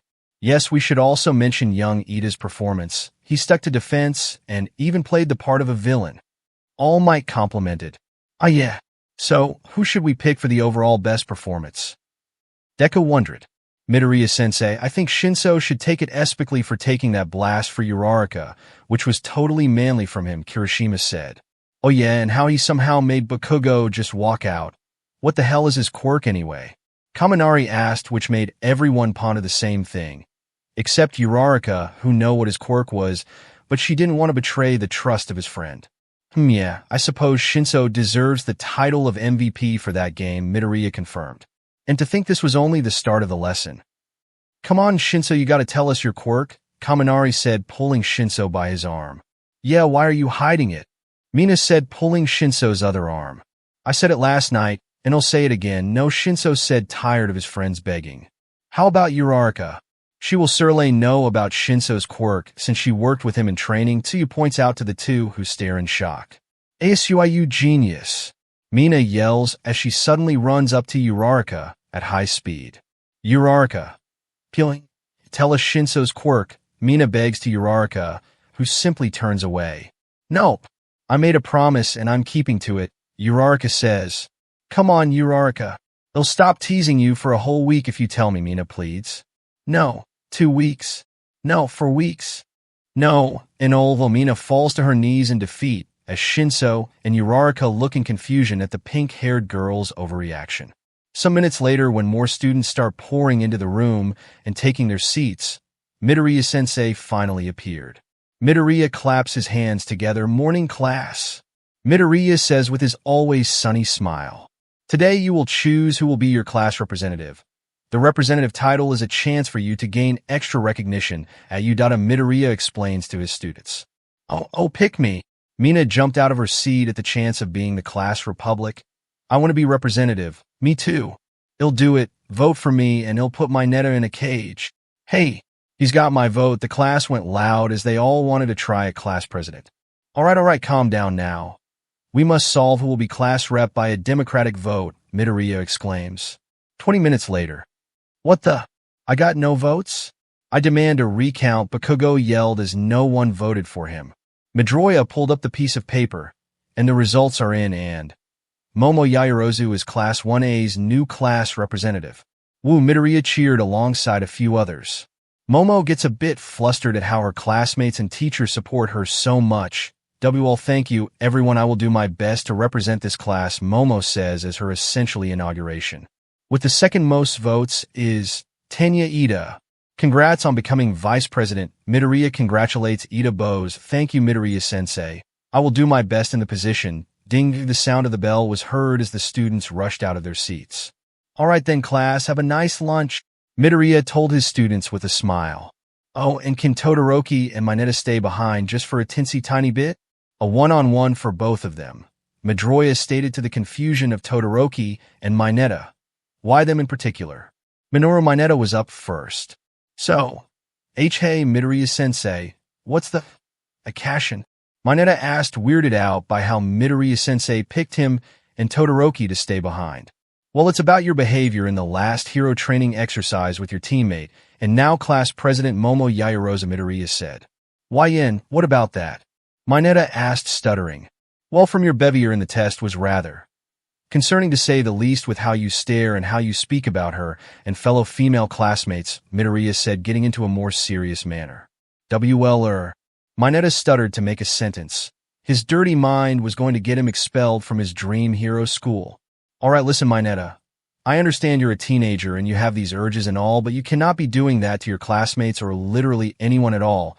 I'm not going to expel you, Mineta, because I know that inside of you is the potential to be an amazing hero, Midoriya explained, reassuring that Mineta will not be kicked out of UAI. I understand. Mineta took a moment to respond. He was given a second chance to get his SHD together before his dirty mind would get him in trouble again. All right, see you in class, Mineta. Midoriya turned his serious manner into a more friendly one everyone is way too familiar with. All right, Mineta said, jumping off the chair and making his way to the cafeteria. Todoroki was standing outside as he saw Mineta leave. Guess it was his turn now to have a one-to-one with Deku himself, although this year wasn't the first time they met. Shoto entered the room and sat to the chair by Deku's desk. Welcome, Todoroki. How's your first week of UA been treating you? Asked Midoriya. It's been a quite interesting development seeing everyone's quirks, Todoroki said.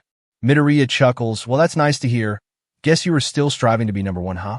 I still remember when your little 10-year-old self walked up to me and said you'll surpass me, Midoriya said, remembering back to good times to when things were simpler.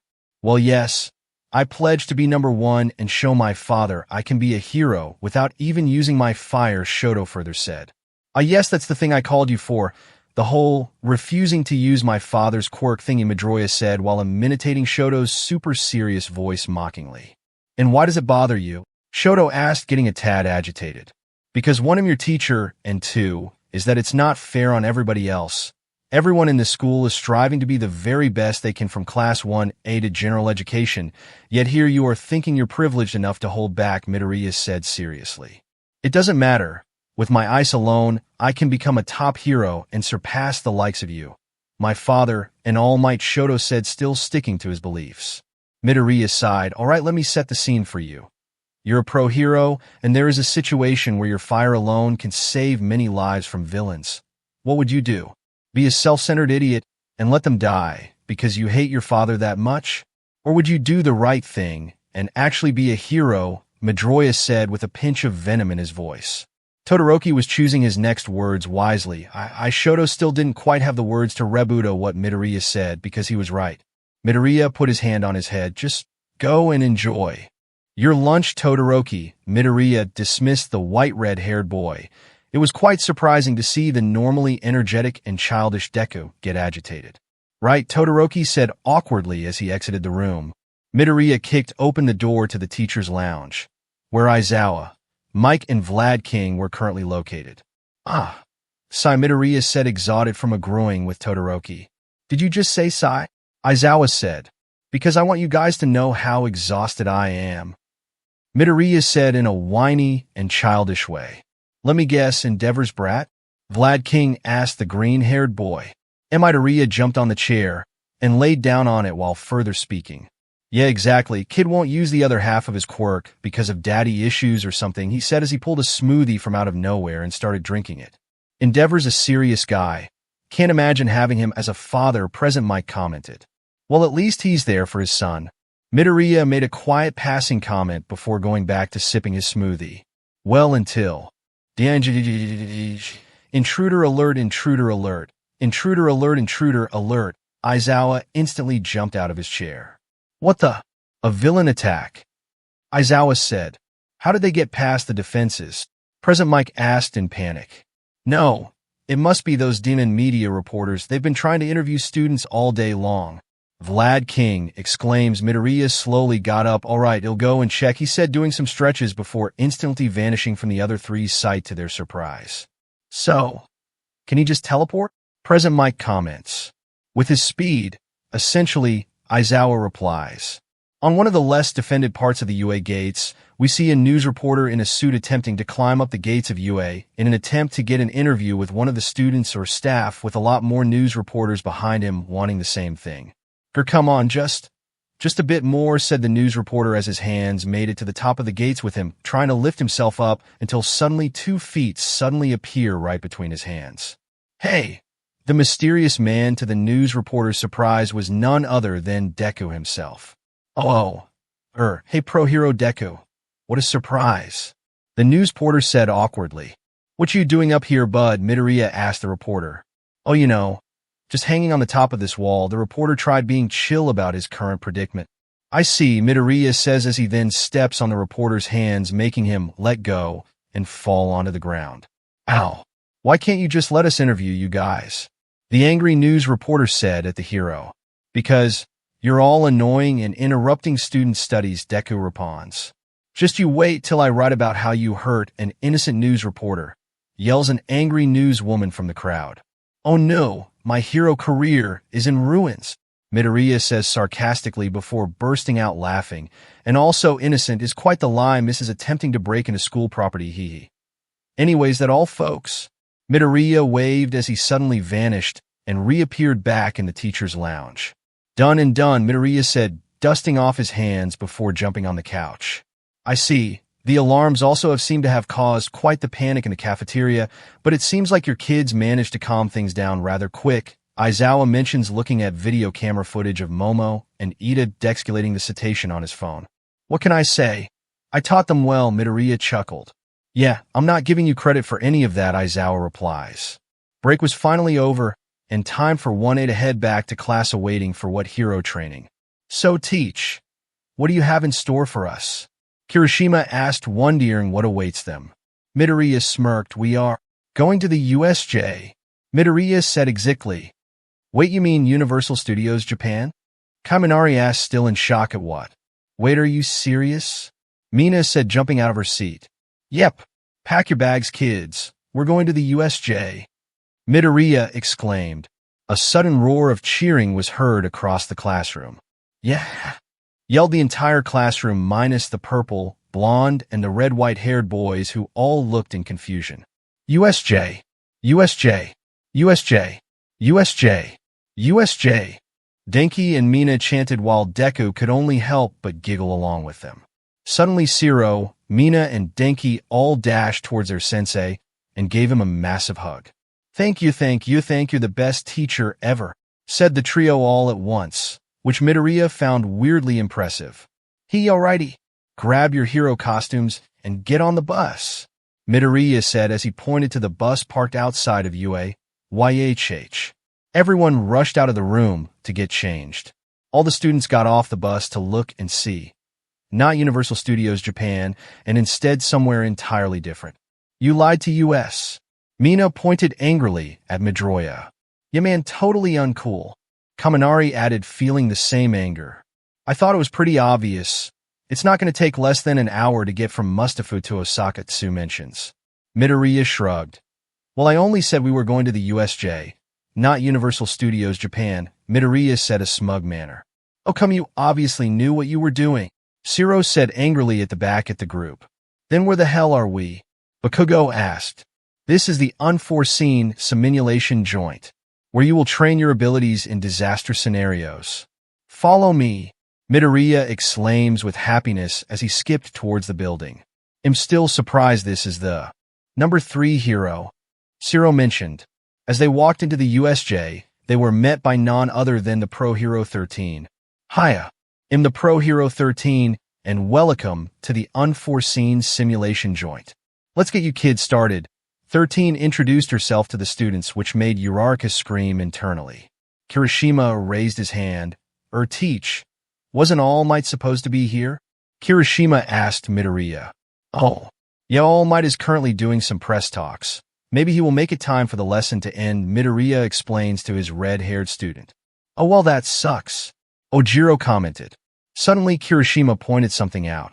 Hey, waiter, the simulation's already beginning, Kirishima asked. Oh, what are you talking about?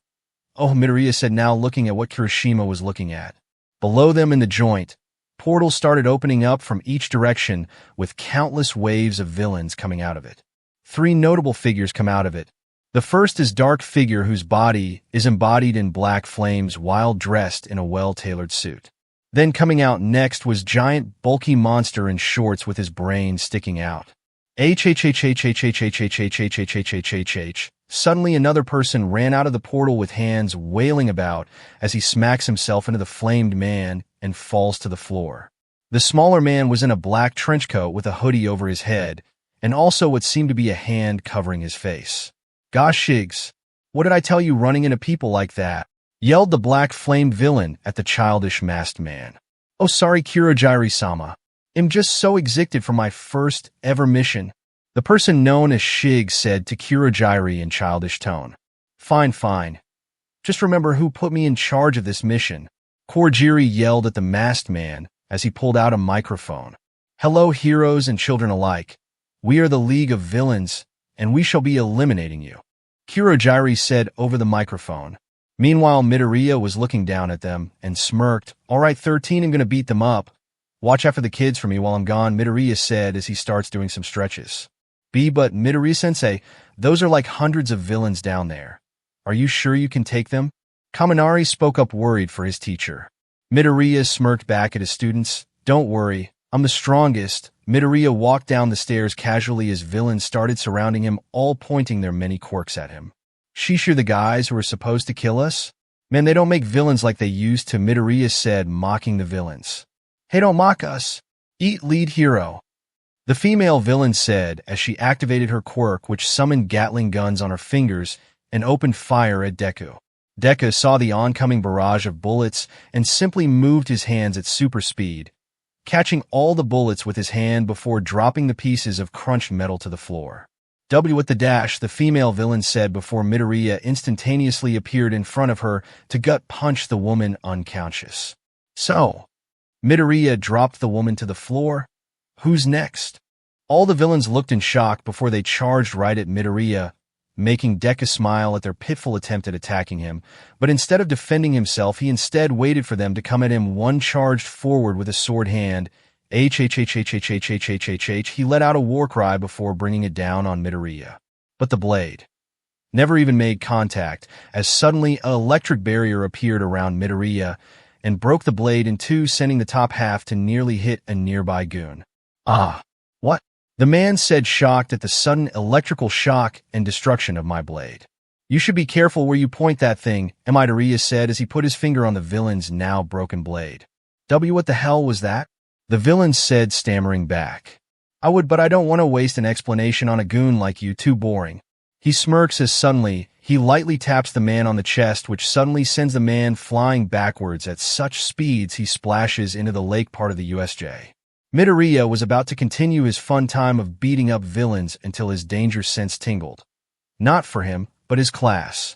He looked up at the entrance of the USJ, and a storm had engulfed the entire class.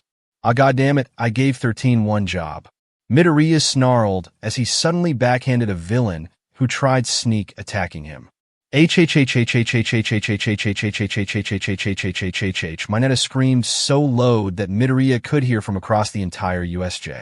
Midoriya ran up to the stairs and wrapped black WHB around the pillars to the right and left. Going up, Midoriya said as he fired himself like a slingshot into the air as he activated float. Using his superior reflexes, he could see where every single class member was at that very moment, and thanks to his faster-than-light speed, they looked frozen in place to him, so it wasn't so hard to round them up and move them safely by the bottom of the stairs near the entrance. Huh, am alive?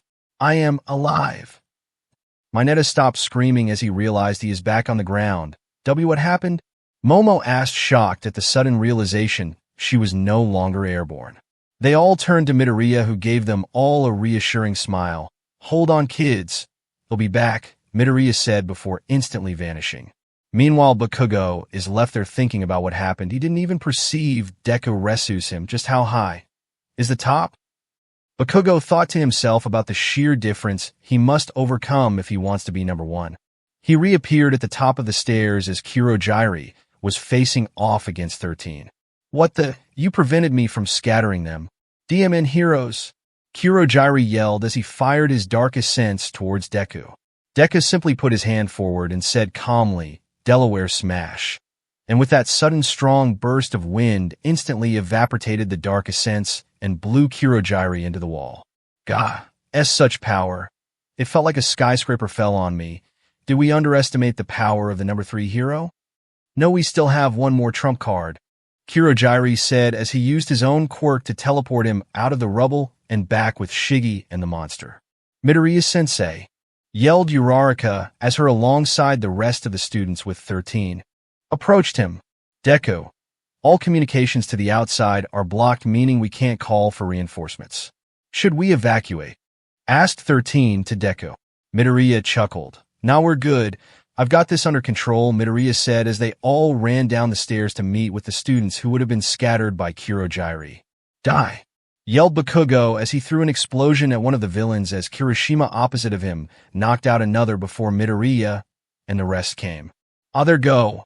All back in the same place, Midoriya commented as all of 1A plus 13 are together. Oh great, now you show up, so teach. What now? Kirishima asked. Well, since these villains wanted so desperately to crash our little training exercise, I've decided to turn this into a lesson. Midoriya exclaims, full of joy to the shock of the class. Wait, so you're turning this villain attack into a lesson? Kaminari asked. A lesson in what? Momo asked her teacher. In how to beat the SHD out of villains, Midoriya exultantly declared. Said the entire class at once. Yeah, so basically Midoriya was explaining, but a large man came running at them, clearly due to his patents running thin with the heroes. You're going do but suddenly a black bolt of energy was fired into the 6-foot villain's mouth. Clearly Deku's black whip. Sir, I am speaking to my students. Midoriya yelled at the rude interruption before pulling the blade out, causing the villain to collapse to the floor, catching his breath. Anyways, as I was saying, basically I'm gonna go beat up these bad guys, and maybe you'll learn a thing or two doing so, Midoriya said to his students as he walked up to the villains, cracking his knuckles. Alright, I'm done with the goons, Midoriya said, walking up to all the small-time villains, and with just the casual wave of Deku's hands, all of them were knocked off their feet by a strong gust of wind, essentially knocking them out of the battle. Shiggy was also sent flying, except he's taking it pretty casually. Shiggy cheered as if he was on a roller coaster. Growling Shiggy, Kurojiri growled as he created a portal to catch him, teleporting Shiggy into his hands. Wow! Kurojiri-senpai. You saved me, Shiggy said over-cheeringly. Whatever, Kurojiri said, dropping Shiggy to the floor. All the students look in awe at their teacher. He did that with little to no effort. I never imagined Midoriya-sensei to be this strong, Ida said, shocked. I know he's the number 3 hero and all, but what the hell? Kaminari said in awe. Well, I guess there is no wonder he is, Shinso said in awe too. The only villains left standing were Kurojiri, Shiggy, and the giant monster. So, I assume you guys are the big bad bosses, huh? Midoriya smirked as he walked towards them. Kurojiri scoffed, such overconfidence, hero.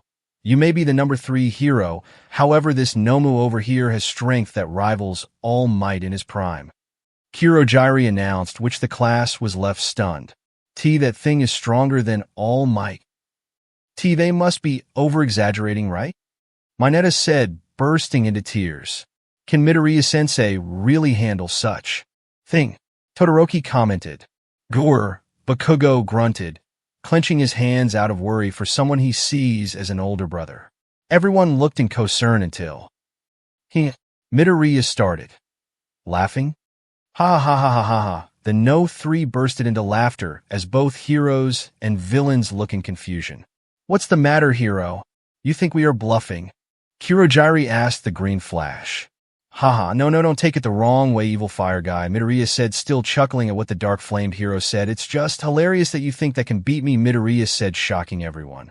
Does he really think he's stronger than All Might? Mentioned Kirishima. I think so, the class president Momo replied. I trust him, 13 comments to the surprise of her students. Well then, if you think you're hot, SHD, then face the Nomu yourself.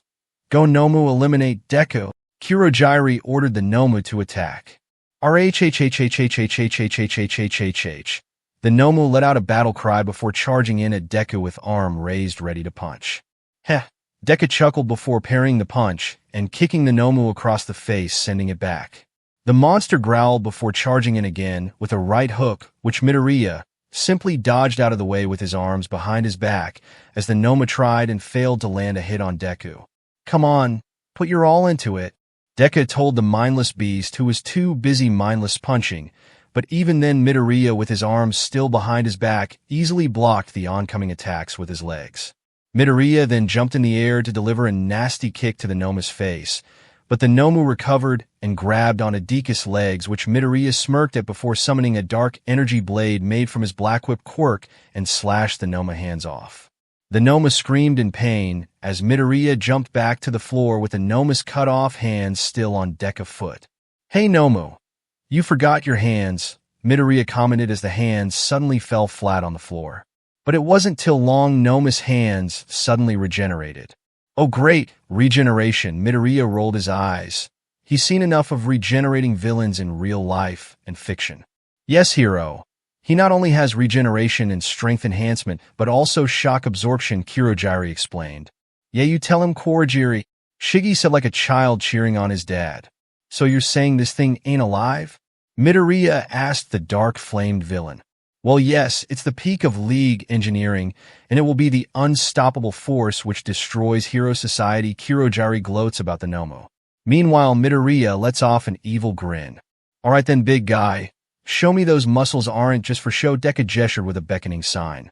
Rah! Yelled out the monster as it charged forward. Midoriya raised his fingers to imitate that of a gun bang. He said calmly as suddenly black WHP spurred out of his finger and pierced the monster in the heart, stopping it in its tracks.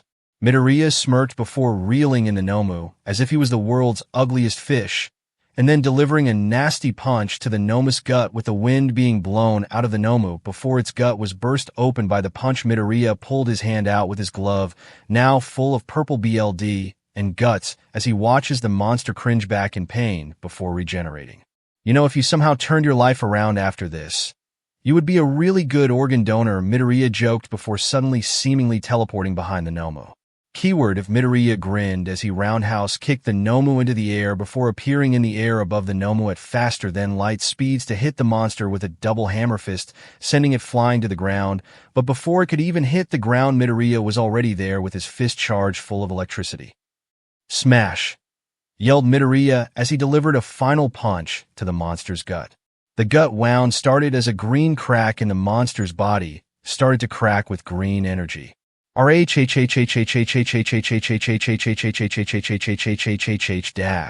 The monster roared one final time before exploding. Everyone looked in shock as Deku easily took out a All Might level threat. Impossible, there is no way you could take out that Nomu. It was stronger than the #1 hero. Kirojiri says in shock. Wow, Deku-kun is so cool. Shiggy fanboyed. Kirojiri sighs at SHY's childness. Fine, don't think you've seen The Last of Us. Kirojiri said as he and Shiggy are engulfed in a portal. The heroes had obviously won as the class cheered for their teacher's victory with them surrounding him. Wow, teach, that was amazing. You hit him so hard he exploded. Kirishima said, punching the air to replicate what Deku did. Yeah, it was awesome, said Mina following up. You really are the strongest, Kaminari said. Thank you. Now let's get out of here, I'm starving, Midoriya said as they all started walking towards the exit. Midoriya-sensei, what are you going to do about the goons? Shinso said, pointing to all the unconscious goons around the USJ. At 13 we'll make a call to a hero anyways. Who's up for some shawarma? Midoriya asked his students in excitement. Thank Kami, I'm starving, Sato said. I must say I am too, Momo replied. They all walked out of the USJ and hopped on the bus. The two villains appeared in a bar. Kirojiri, Shiggy, you are both back, how did it go? Said an uncone voice over the TV. Well, Kirojiri was about to say something, but Shiggy jumped in the way. Kirojiri-senpai, and the Noma got there, but beat by Deku-kun. Shiggy said to the annoyance of Kirojiri. Well, yes, my lord, he easily destroyed the Noma despite its power rivaling All Might's and then some. Kirojiri admitted. I see. Well, that is to be expected, said the mysterious voice to the surprise of Kirojiri. Wait, you knew it would fail from the beginning? Asked Kirojiri. Well, yes, it was only to see where I scaled to that green idiot, and it seems I have a lot of work to do. The voice stated from over the TV. Meanwhile, Shiggy could only let out a small, evil laugh. Maybe Shiggy wasn't all that he seems. It's been some days since the USJ incident. Since Deku had dealt with the attack in such a quick and decisive manner, it meant that UA only gave the students a day off, so they could go home to their friends and families, since being a villain attack is a rather traumatizing experience. This, however, didn't stop the Heroes Association getting involved, calling a meeting between major heroes where all major faces featuring All Might, Endeavor, Hawks, and many more. But this excluded someone. Izuku Midoriya. Where the hell is he? Enji Todoroki said, sitting at the table crossed-armed. He's always late. Aizawa replied, reminding himself of all the meetings Midoriya missed. Mountain Lady sighs, that Dean idiot is wasting all of our time. It's been 15 minutes. She yells out, annoyed at their former classmate's absence. That's until Midoriya walks in casually. Yo. Midoriya says casually as he takes his seat. A young Midoriya. Great that you joined us. All Might says, overly happy, which doesn't stop Endeavor from theorizing about if Midoriya was All Might's child. It's about time, Deku. We've been waiting here for ages. Mount Lady yelled at the number 3. I'll relax you, I'm here, aren't I? You should know me well enough, Midoriya smirked back at his former classmate, now co-worker. I wish I didn't, said the annoyed mountain lady until Midoriya suddenly appeared beside her and put his hand over her shoulder. Oh, come on, you don't mean that, don't you? Come on, don't. You remember when we messed with Takami by pulling his wings? Midoriya said with puppy eyes. Brief flashback showing a chibi teen Midoriya and Takayama in the joint Ueshiketsu festival pulling the wings of a teenage hawk's BFF. Tries to hold in her laugh but fails. How you see? You do like me, Midoriya said in a childishly teasing tone. Hawks, who was sitting right next to them, sighed. You do know you're right next to me, right? Hawks said, annoyed that they are talking about him right in front of him. Got enough, children. Can we begin the meeting now? Suddenly, Endeavor burst into flames as he silenced the 3 young adults. All Might coughs, trying to ease the tension. Well, I guess we should begin the meeting, he said awkwardly as they began the meeting and returned to their seats. As you all know, a couple of days ago, the first-year students of UA were attacked by a villain group hell-bent on taking down All Might, Niza said. How could they be so confident in that idea? I mean, come on, it's All Might, ain't nobody beating him, Midnight says, trying to understand such overconfidence. Well, they weren't that delusional in thinking they could defeat me, as they possessed a secret weapon called Nomu which supposedly rivaled me in power, All Might said, which dropped most of the room. Wait, what? Said most of the pros. But you did defeat it, right? Pro-Hero Edge Shot said over the table. Well, you see, I was going to teach the first year, but I was kind of busy talking to the press, All Might said, embarrassed, rubbing the back of his head, embarrassed. Wait, so you mean to be telling us? Present Mike said, turning to the number 3 hero. That idiot stopped a thing stronger than All Might? Mountain Lady said in awe and almost disgust as she pointed at Deku. Yep, that's me. Midoriya said, exectedly chuckling. I guess the cat's out of the bag, huh? Yes, young Deku here is stronger than me and was able to easily dispose of the Nomu, All Might said with a smile. Huh? Since when? I call hacks. Takayama yells, pointing at Midoriya. I've had suspicions. Endeavor said. Really? Said All Might in response with a small sweat drop falling down his face. I mean, isn't it obvious? The overwhelming strength and the fact Midoriya yells smash when he hits an opponent. He's obviously All Might's child. Endeavor declares confidently to the rest of the group, who look at him in confusion. Haha, what a funny joke, Endeavor, haha. All Might joked, laughing nervously after thinking his and Midoriya's secret was blown. Yes, I seems that Midoriya really is the strongest hero, isn't he? And it seems we will be needing him if these League of Villains people have more of these so-called Nomaniza says. Yeah, that's the worrying part. They could have a whole army of those things, Midnight said, sweating a tad bit. And they can have 2 or 1,000,000, but he'll still win. The problem is everybody else's ability to handle these Noma, Midoriya said confidently. Indeed, Midoriya was able to defeat it with little to no difficulty, which is definitely reassuring to know. Alrighty, I think we are done today, ladies and gentlemen, Nizu said, sipping his tea before announcing the end of the meeting as many heroes started leaving. Midoriya has just left the building where a bunch of heroes were cramped together into a room. Midoriya does some small stretches after leaving the building. Finally out of there, can't stand meetings, but well, I guess I can spend the rest of the day to my dash. Hey, number 3.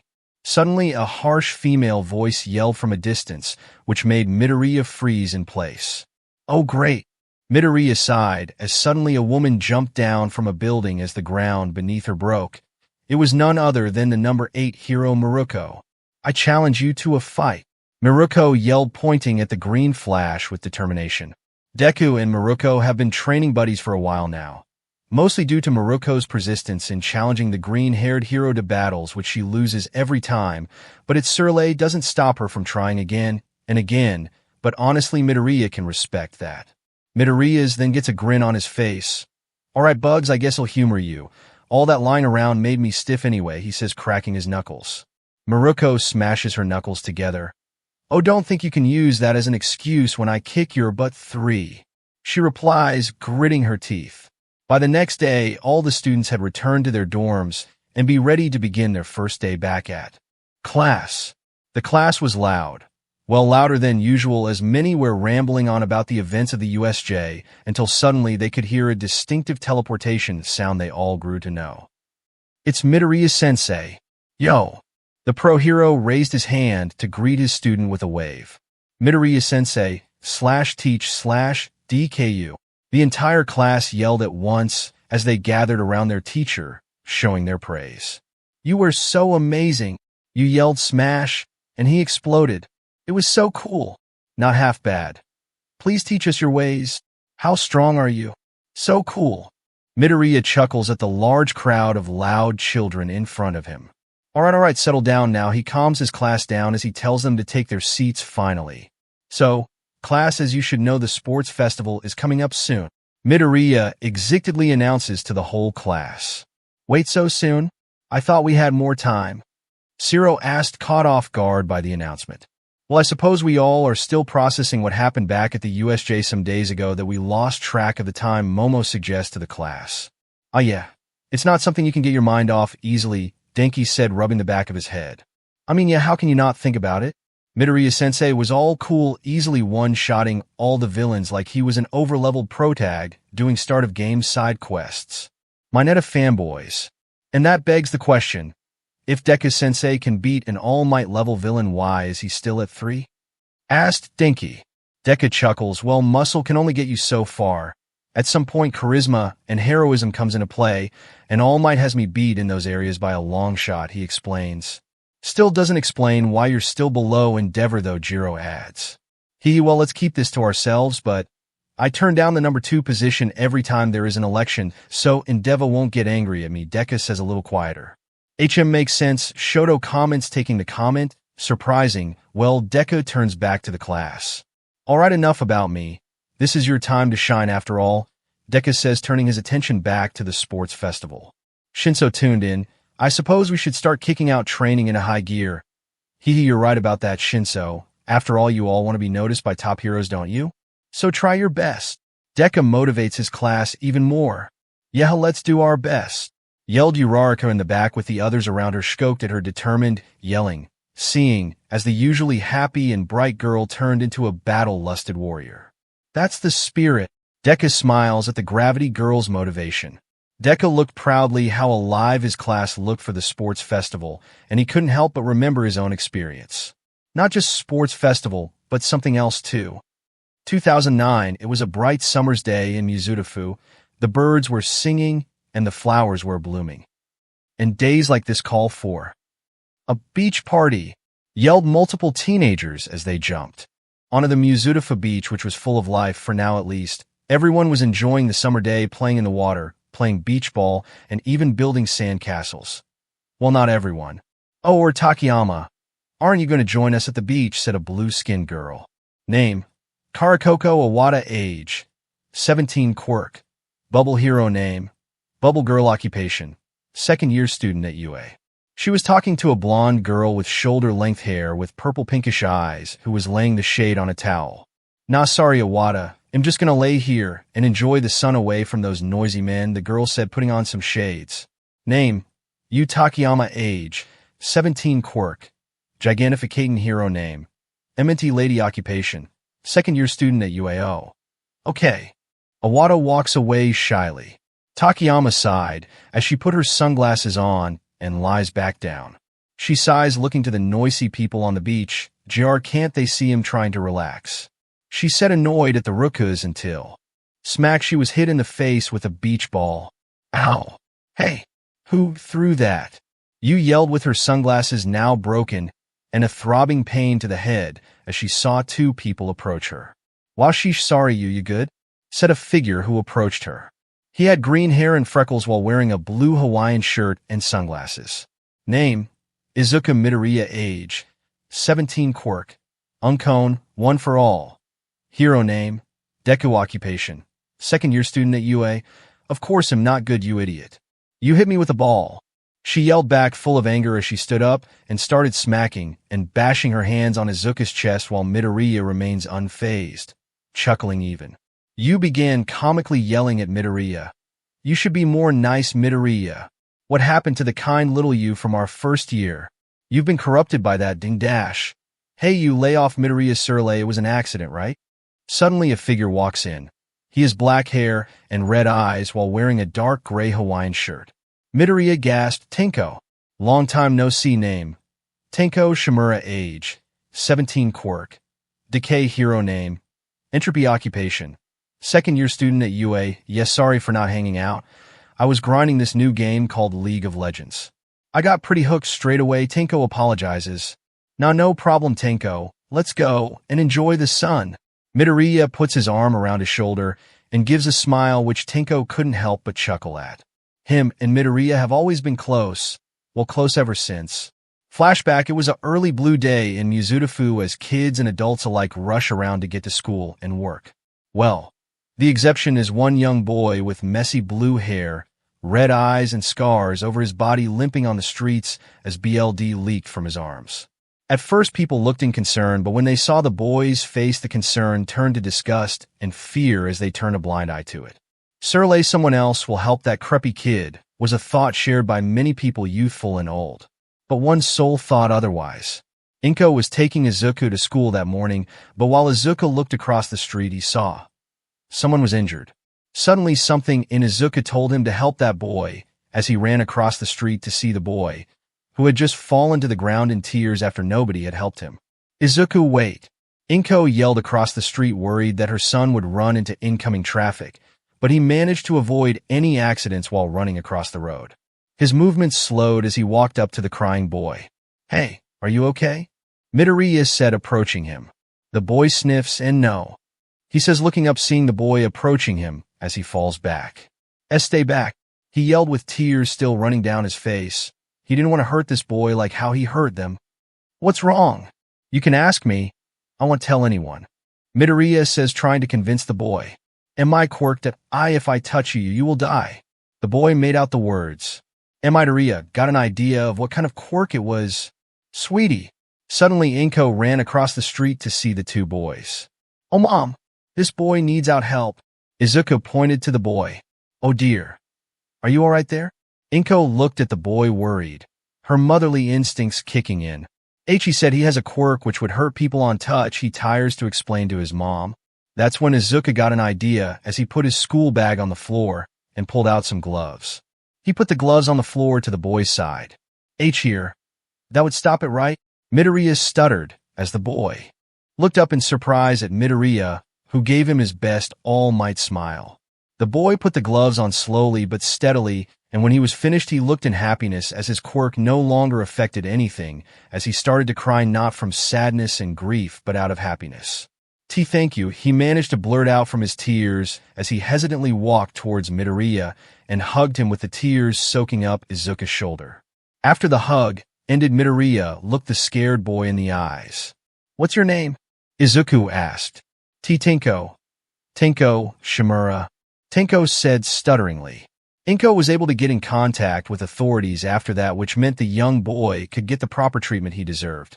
Thankfully, some brave soul offered to raise the young boy going by the name of Toshinori Yagi, who Izuku would eventually find out was All Might himself after becoming All Might's successor. Midoriya and Tenko remained friends, even going to the same middle school, until eventually taking the leap into getting in UA. Tenko, Midoriya said, knocking Shimura out of his daydreaming. You good? Izuku asked, confused. Yes, sorry, Midoriya. Phased out for a second there, Tenko says, chuckling, rubbing the back of his head. Have you been getting any sleep?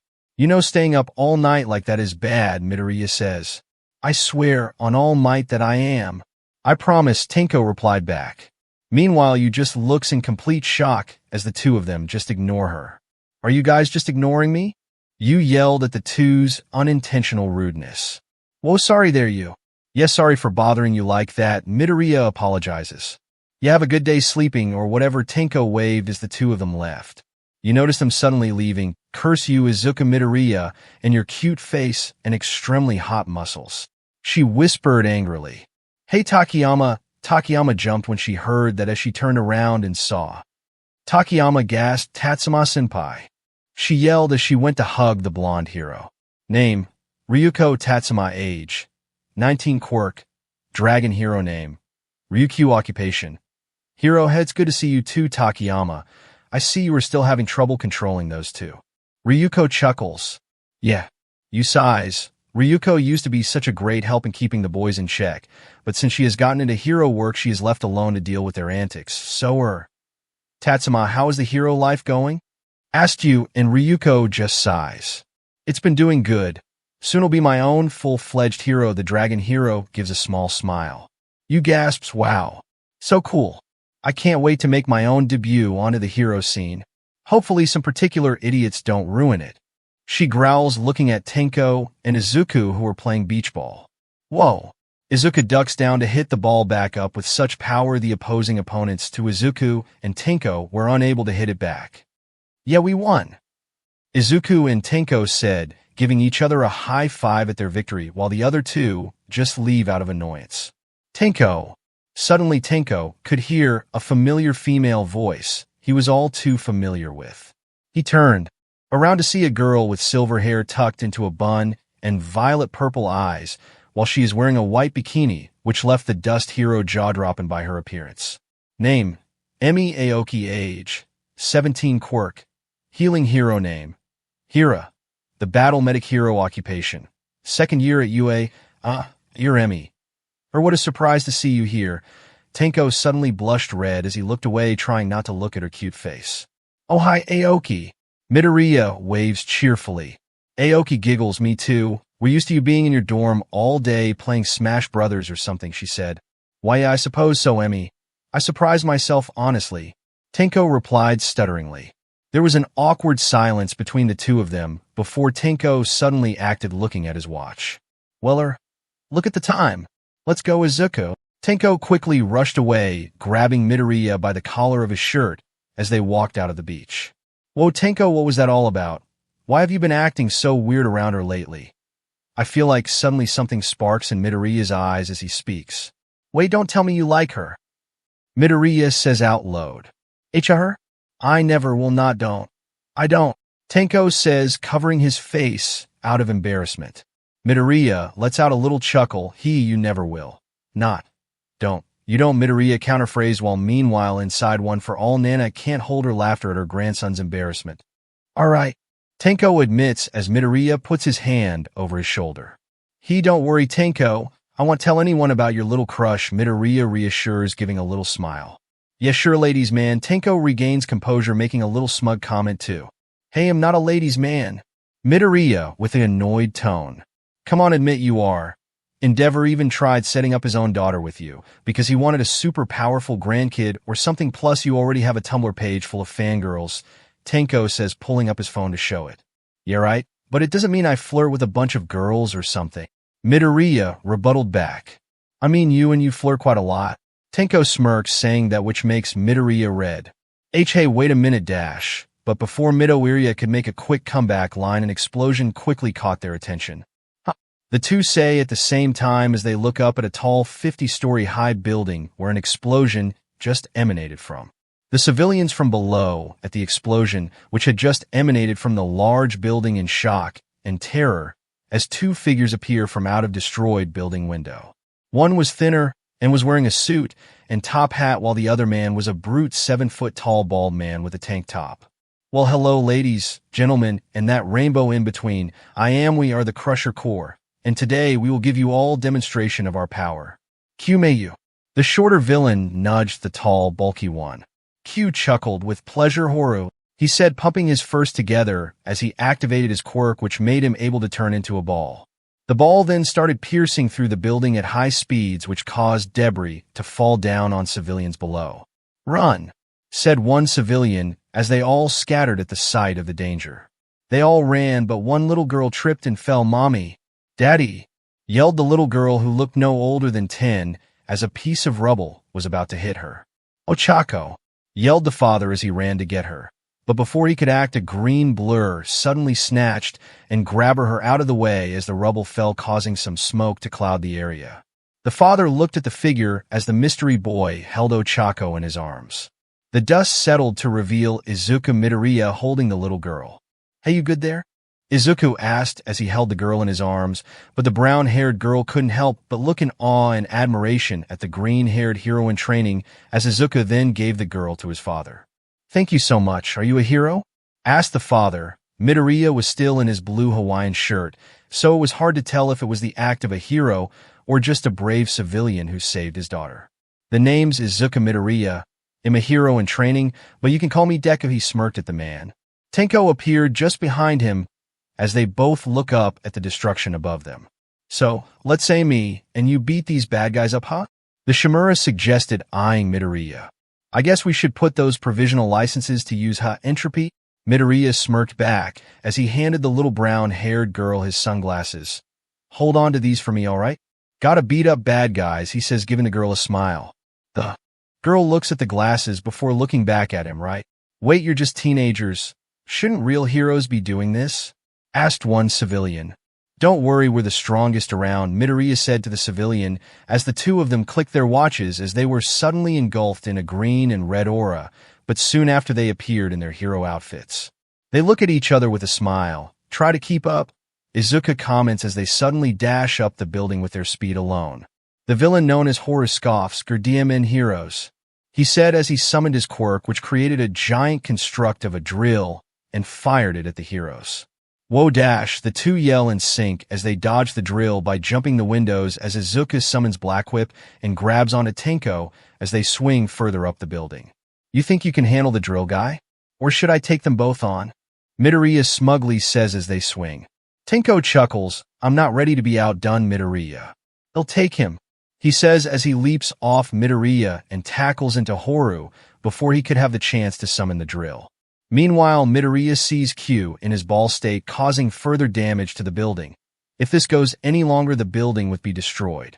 Izuku jumps onto the floor where Q is causing destruction on and catches him with his bare hands before he could hit another pillar.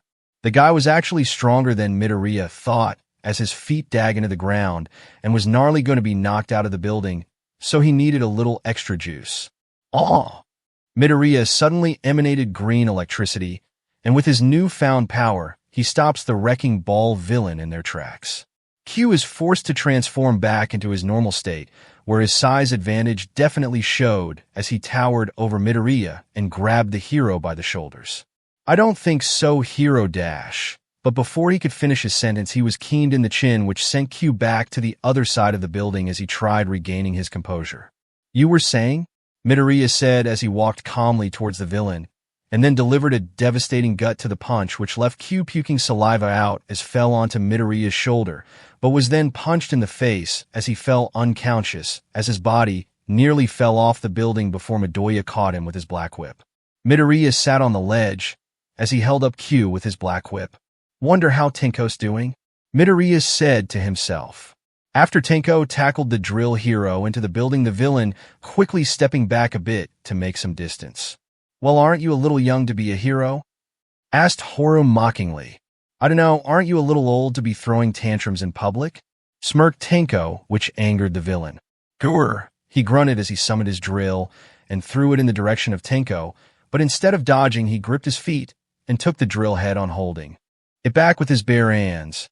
He held onto it so hard his feet were tearing through solid concrete to simply hold it back before suddenly the drill started decaying. Impossible, yelled out Horu. As the drill turned to dust on the floor, Tenko chuckled. What can I say? I'm good with my hands, he says smirkingly as he puts his gloves back on before suddenly vanishing out of Horu's sight. Stuttered Horu as Tenko left his line of sight, until suddenly he felt someone grab his face and slam him into the concrete wall, breaking it, causing Horu to spit out BLD before Tenko pulled him out of the wall to gut punch, uppercut, and finally finish with a punch to the jaw. Tenko had accomplished that in all but a second due to his sheer speed. By the end of it, Horu was left unconscious with a dent in his cheek. Tenko pulled the unconscious villain onto his shoulder as he walked out of the building. Midoriya and Shimura walked out of the building, being met by the applaud of the civilians, with a police van parked nearby. Ryukyu walked out to greet them. Thank you for dealing with this, boys. I was busy with another case, she says, coughing in the middle nervously since she was at the beach 5 minutes ago. Midoriya uses black WHB to pull the two villains into the police van as they talk. No problem, Ryukyu, says Midoriya, chuckling. Anyways, we'll be off now. I'm sure you have it from here, Tenko says as he and Midoriya walk off, de-transforming from their hero costumes, but was it before the little girl from before ran up to Midoriya? Hey, wait, yelled out the little girl, which got Midoriya's attention. Oh. Izuku kneeled down as the girl handed him his glasses, which made Izuku only smile. Hey, tell me, kid, what do you want to be when you grow up? asked Midoriya. The girl looked shyly. I want to be a hero, so I can help mommy and daddy, the girl told the teen hero. Oh really? Can't wait to work side by side as heroes then. Say keep the glasses. You've earned them, he says, putting the glasses on her. They were a bit big for her, but she didn't care for that as she was staring in awe and admiration at the teen hero. Izuku, you coming? Tenko says from far away. Oh, coming. Midoriya then started running up to him, leaving the girl on her own to think. I'm gonna be a hero, thought the young girl. BannTheMann finally got out of that suit. The watch thing is cool and all, but it's so dim and tight. Plus it's pretty weak compared to the real deal, Midoriya complains. Tenko chuckles. You tell me about it. So wanna head back to the dorms and play some Smash Brothers? No way. You always use Meta Knight and spam that same move all the time. Midoriya replies back. Hee alright, Mario Kart it is, Tenko says, still chuckling. Izuku and Tenko couldn't wait for what the future brings. Midoriya? Midoriya! Suddenly Izuku was hit in the head by a piece of crunched-up paper by Aizawa. Get up, Aizawa said, annoyed, still throwing bits of paper at him. Ow! Alright, I'm up, Midoriya replied, getting up while nagging childishly. What's wrong? Usually you're the one nagging me to not sleep on the job, Aizawa asked. Oh, it's nothing, just had a good dream, that's all, Midoriya said, smiling as he remembered back to good times. Aizawa got up from the chair and walked out of the room. Alright, see you there, he said as he left. Midoriya sighed. Truth be told, he never had a good sleep schedule. Well, never since his second year at UA after the incident, but he brushed that aside and caught up with Aizawa as they walked towards the sports festival stadium. Uraraka is in her room, dressed in the UA Sports Festival uniform, as she goes to the shelf on the opposite side of the room and pulls out a set of sunglasses from a box. These were the same glasses Deku had gave her when was just 10 years old. The lenses were cracked and one of the temples had broken off. This was mostly due to Uraraka insisting on wearing them every time she played hero. She remembered when she cried running to her parents when she realized she broke the lens. She chuckles to herself before hearing a knock on her door. Hey Uraraka, the festival is gonna start soon. Uraraka heard Mina say from the door. Oh, coming.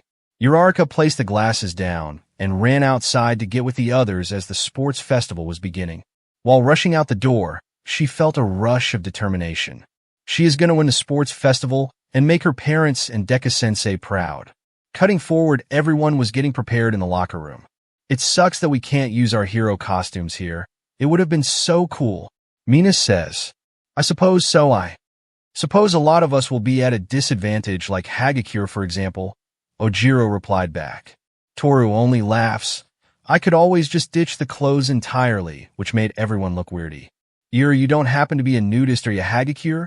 Jiro stuttered. She was invisible, but come on. Meanwhile, Bakugo was sitting on the bench until Todoroki approached him. What do you want, Frosty? Bakugo said as rudely as ever. Looking at things objectively, we are the strongest of Class 1A, but if we were to ever face each other, I would win, Todoroki explains clearly, which made Bakugo get up out of his seat in anger. Oh, you really think so, icy hot? Bakugo said, getting up in Todoroki's face, yelling. If I only used my ice, then I would be in trouble, but using my fire, I would win. Todoroki remained composed. Alright then. Finals, me and you. Don't get knocked out by some random extra, got it? Bakugo accepted. Right. Todoroki said, walking away as their rivalry truly began. Suddenly Midoriya-Sensei popped in out of nowhere. Yo, I hope I didn't walk in on any of you with your literal pants down, Midoriya says as he scared the every living SHD of Denki by his sudden speed. Teleportation? It's basically interchangeable. Stop doing that. Denki stuttered out. How doing what? Midoriya asked, oblivious. He means you jump scaring people. Jiro responds back. Me jump scare people? Since when? Izuku asked, appalled. You made Mineta jump out of his dorm room window out of fear after you teleported into his room to give him his homework, Kirishima told Midoriya. Oh, so that's what that was all about. Midoriya said, honestly surprised. He honestly thought Mineta just did that. So, anyway, I came to wish you guys luck for the sports festival. I know you guys are already going to knock him dead with all the hard training you've put yourselves into, Midoriya said, cheerfully giving them a thumbs up before walking away. Anyway, I'll be watching from the stands. Bye. said Midoriya before instantly vanishing from everyone's sight. What even is he? Asked Kirishima before everyone returned to preparing for the festival. Izuku returned to the teacher's lounge area where he watched the event unfold, where he spotted Vlad King. Oh, Vlad King! Midoriya rushed over to Vlad in an excited manner. Oh, great! Vlad King sighs as he sees Midoriya approach him. Can't wait to see Class 1B in action. I bet you've been training them well. Midoriya said excitedly. Yeah, Class 1B has a lot to show for themselves if they want to get the same kind of limelight your kids are getting, which is why I trained them the best I could, Vlad King explained, trying to brush off Midoriya's childish annoyance as he looked down at the sports festival. Hey, pay attention, audience. Swarm, mass media. This year's high school rodeo of adolescence that you all love, the UA Sports Festival, is about to begin. Everybody, are you ready? It's time for the students to enter the first-year stage. President Mike said. The students step out of the tunnel and into the sports festival stadium, with everyone amazed by the sheer amount of people present.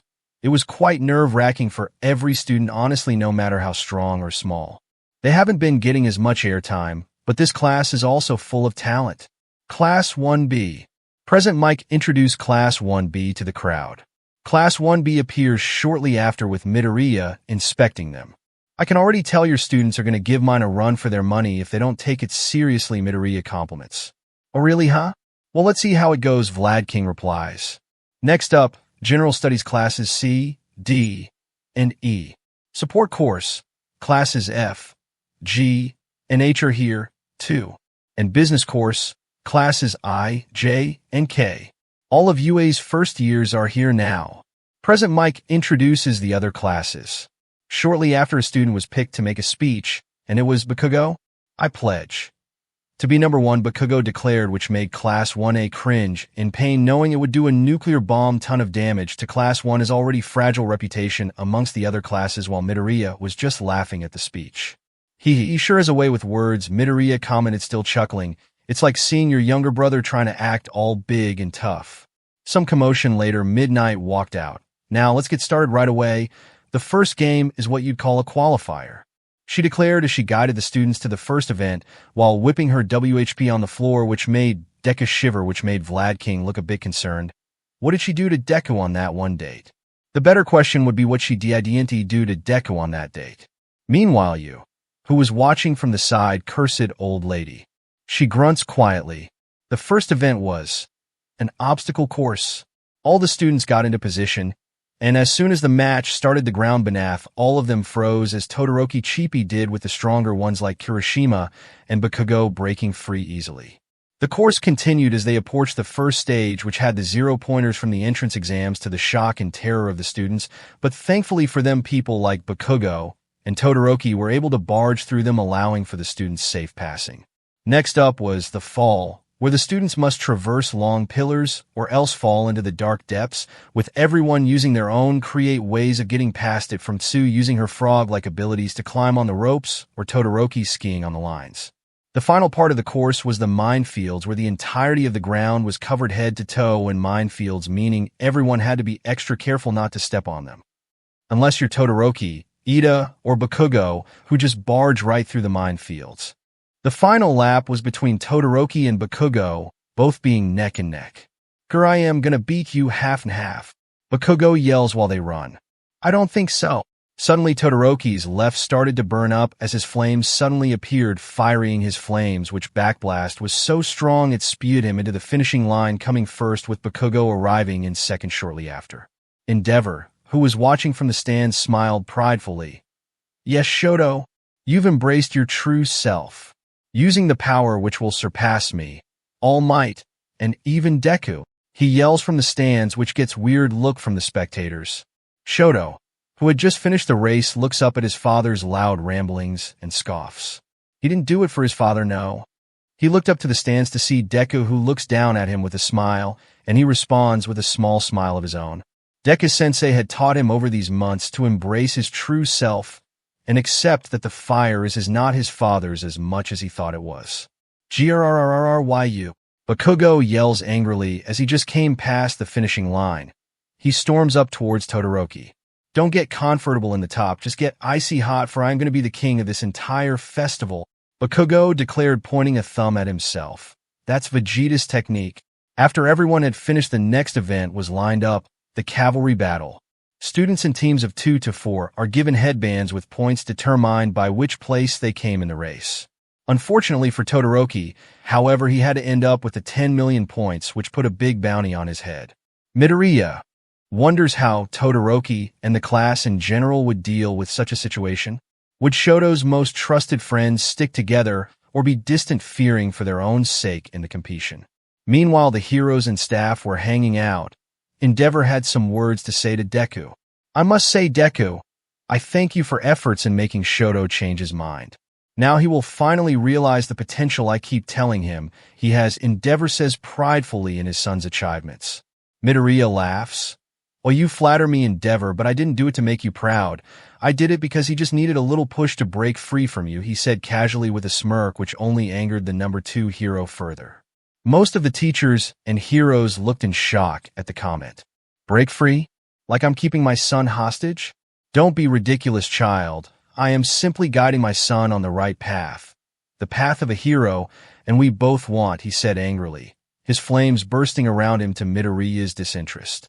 Endeavor sighed as he spoke. It's quite rude to put yourself into other people's family problems and act like you fully understand it, with a glance especially with a person of your track record, huh?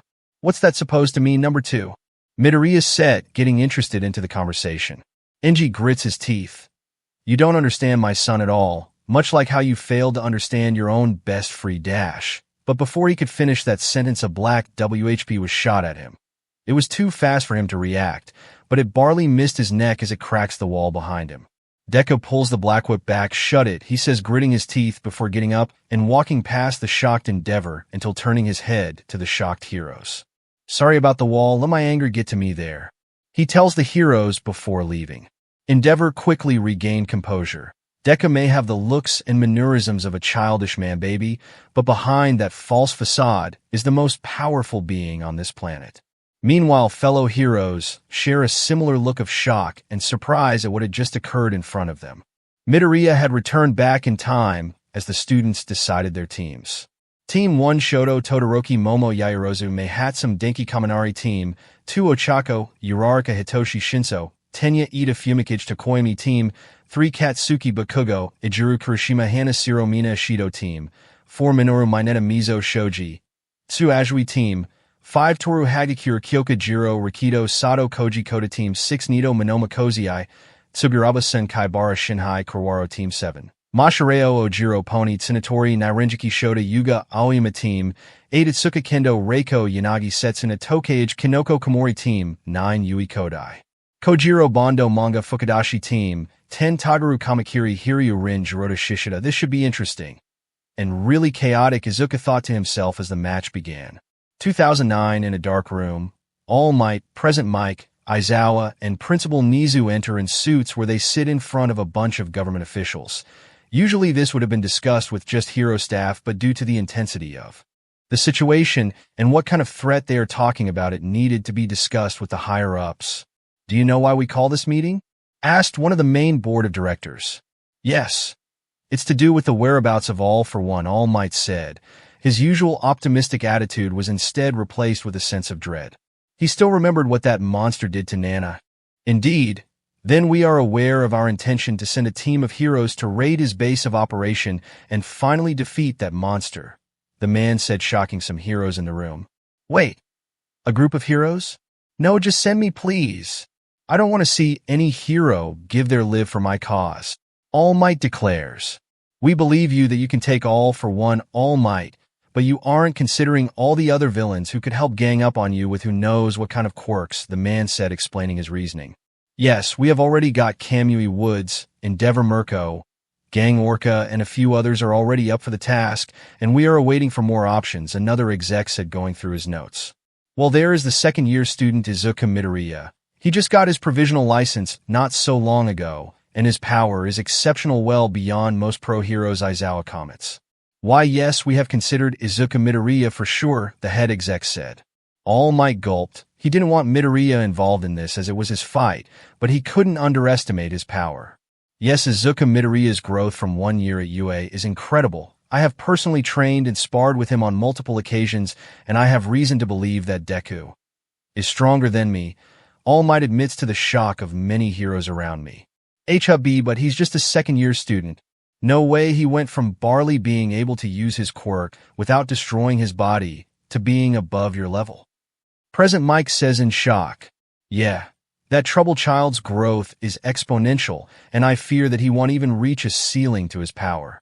Aizawa replies, fearing that Deku's power had no limits to how strong he could become. Does he even have a limiter? We should also consider support heroes. Pure Brute can only get you so far, so perhaps Best Jeanist and Emi Aoki from Class 2A? She has proven herself to be a reliable battlefield support and healer, Present Mike also suggested. What about Tenko Shimura? He's the second strongest in the class and a good hero partner for Midoriya. All Might spoke up again. Some whispers were shared among the board of directors before the main one began to speak again. Why, yes, we have considered Mr. Shimura, but we have concerns about his quirk and his control over it, especially his past. The man said, obviously referring to the incident involving his family, which touched a nerve in All Might. All Might had essentially become the boy's adoptive father, trying his very best to balance taking care of Tenko and also the overwhelming work expected by the #1 hero. But he's changed. He's undergone special training to make sure of that, and he's already an incredible hero. All Might argued. I would have to agree with All Might, as much as it pains me to say. Shimura is a powerful kid who has made his quirk his own over these past years, and he also works brilliantly as a team alongside Midoriya in hero work and training, Aizawa, but in two sharing his own thoughts. The group of men discuss among each other, clearly surprised by the #1 hero and underground teacher of 2A's full support for Shimura. All right. We'll consider it, the man stated, clearly a good sign, as the meeting soon comes to an end, but the struggle was only beginning for the heroes as they must tackle raiding and defeating the most powerful villain of all time, All for One. As All Might leaves the conference room, he steps out of the building and looks up at the sky. Tenko, many people don't believe you, but I do. So please, I know you have it in you to become one of the greatest heroes of all time and make Nana proud. He says to himself, speaking as if Tenko is right in front of him. Izuku Midoriya and Tenko Shimura are currently hanging in the park, currently bored out of their minds. I'm so damn bored, Tenko says, face planting into the lunch table. Yeah, I guess so. Nothing ever goes on now, Midoriya says with his hand on his chin. Any movies? Tenko asks. Not unless you want to watch Dragon Ball Evolution again, Midoriya cheekily replied. No way, Tenko shrieks at the thought of them seeing that movie again. That's when you walks past where Midoriya's eyes brighten. Yo, Takayama, he says, waving to get her attention. Oh, great, just my luck, Izuku and Tenko. What's wrong with you two, you asked. She was still agitated by the ball-throwing incident, but she calmed her nerves, were painfully bored with nothing to do, Tenko says, his voice muffled. Unless you want to hang out?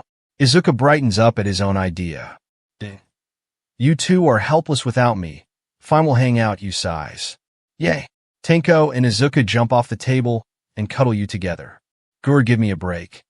I can't believe my social life is stuck with you two. You groans as she is hugged by the both of them. Ah, come on, you love us. Tenko teases. Fine. You're tolerable, I guess, you says as they walk into town until they make it into the arcade. Oh, arcades. We haven't been here in ages, Midoriya says happily as they enter the low-key dark blue lightning of the arcades, as they had so many memories of playing against each other, ending in them all getting competitive once they started making bets for each other. One time, Takayama challenged Tenko to a fighting game, saying that if she wins, then Shimura would have to help her and Ryuko on a shopping spree. Usually this would have been Shimura's bread and butter, but Takayama spammed a move which totally cornered Shimura's character, which led to his defeat. He made true to his promise and was dragged along carrying all of their bags as they shopped for what seemed to be an eternity for Tenko. Okay, now Midoriya remembers why they stopped coming here. They walk towards a set of dance machines at the back of the arcade. Here, this is perfect, Yu says, chuckling almost evilly as she walks up to the machine and then points back at Midoriya with her eyes glowing purple with determination. Izuku Midoriya, I challenge you to a dance battle, she declares. Dance battle? Said Midoriya, confused. Yes. I'm gonna kick your butt at this game as payback for you hitting me with that ball at the beach. She says, slightly angry. But it was only an accident. Tenko says, still shocked that she is still annoyed by that. I don't care. Payback is payback for hitting my face and breaking my shades. So, is the strongest student in UA gonna fight me, or is he gonna whimper out of the challenge by a girl?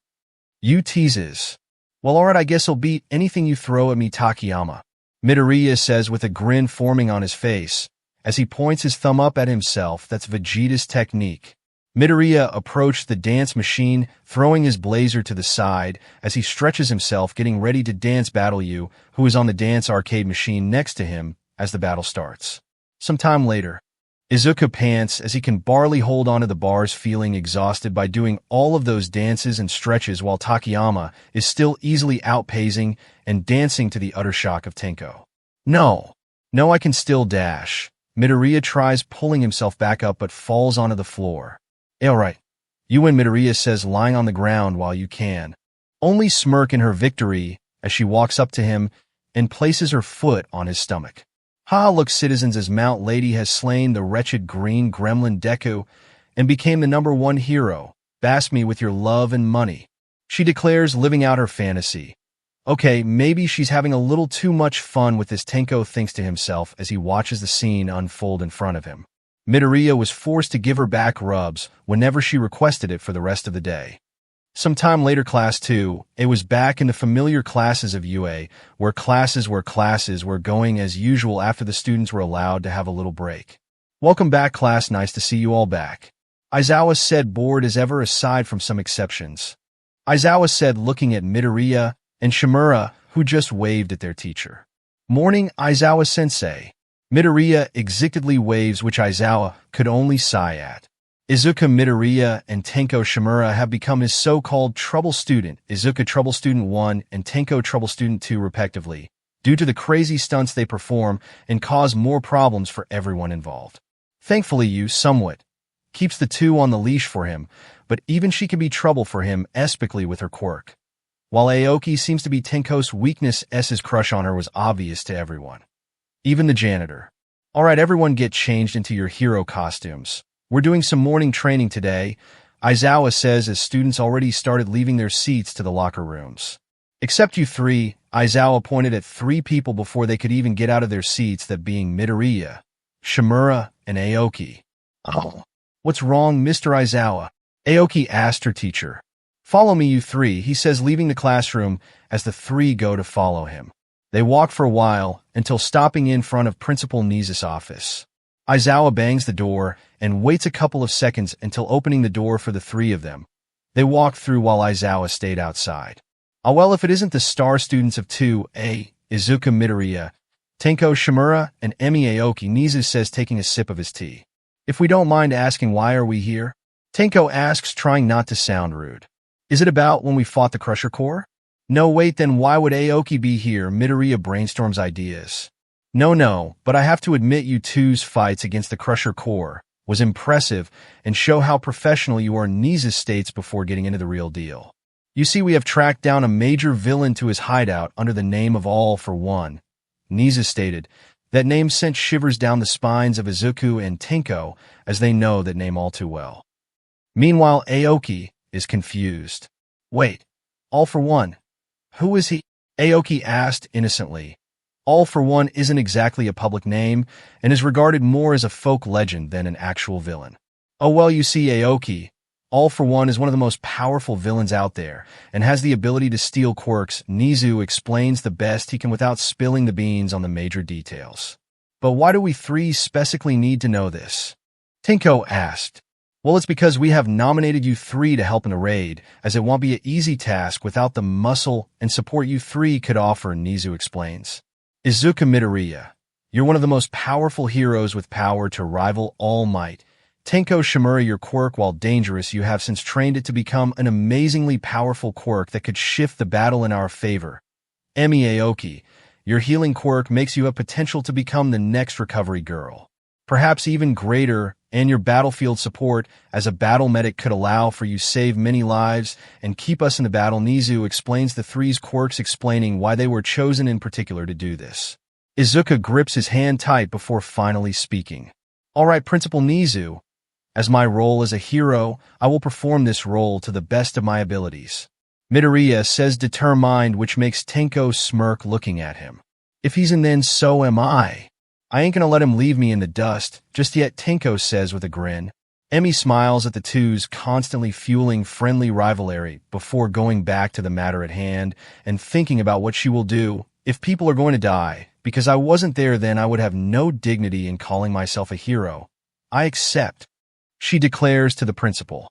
Some time had passed since the school day had ended. Everyone returned to the dorms and enjoyed their free time. Well, except for one. Midoriya Izuku, who is standing outside in view of the gray turning night. Hey, Izuku?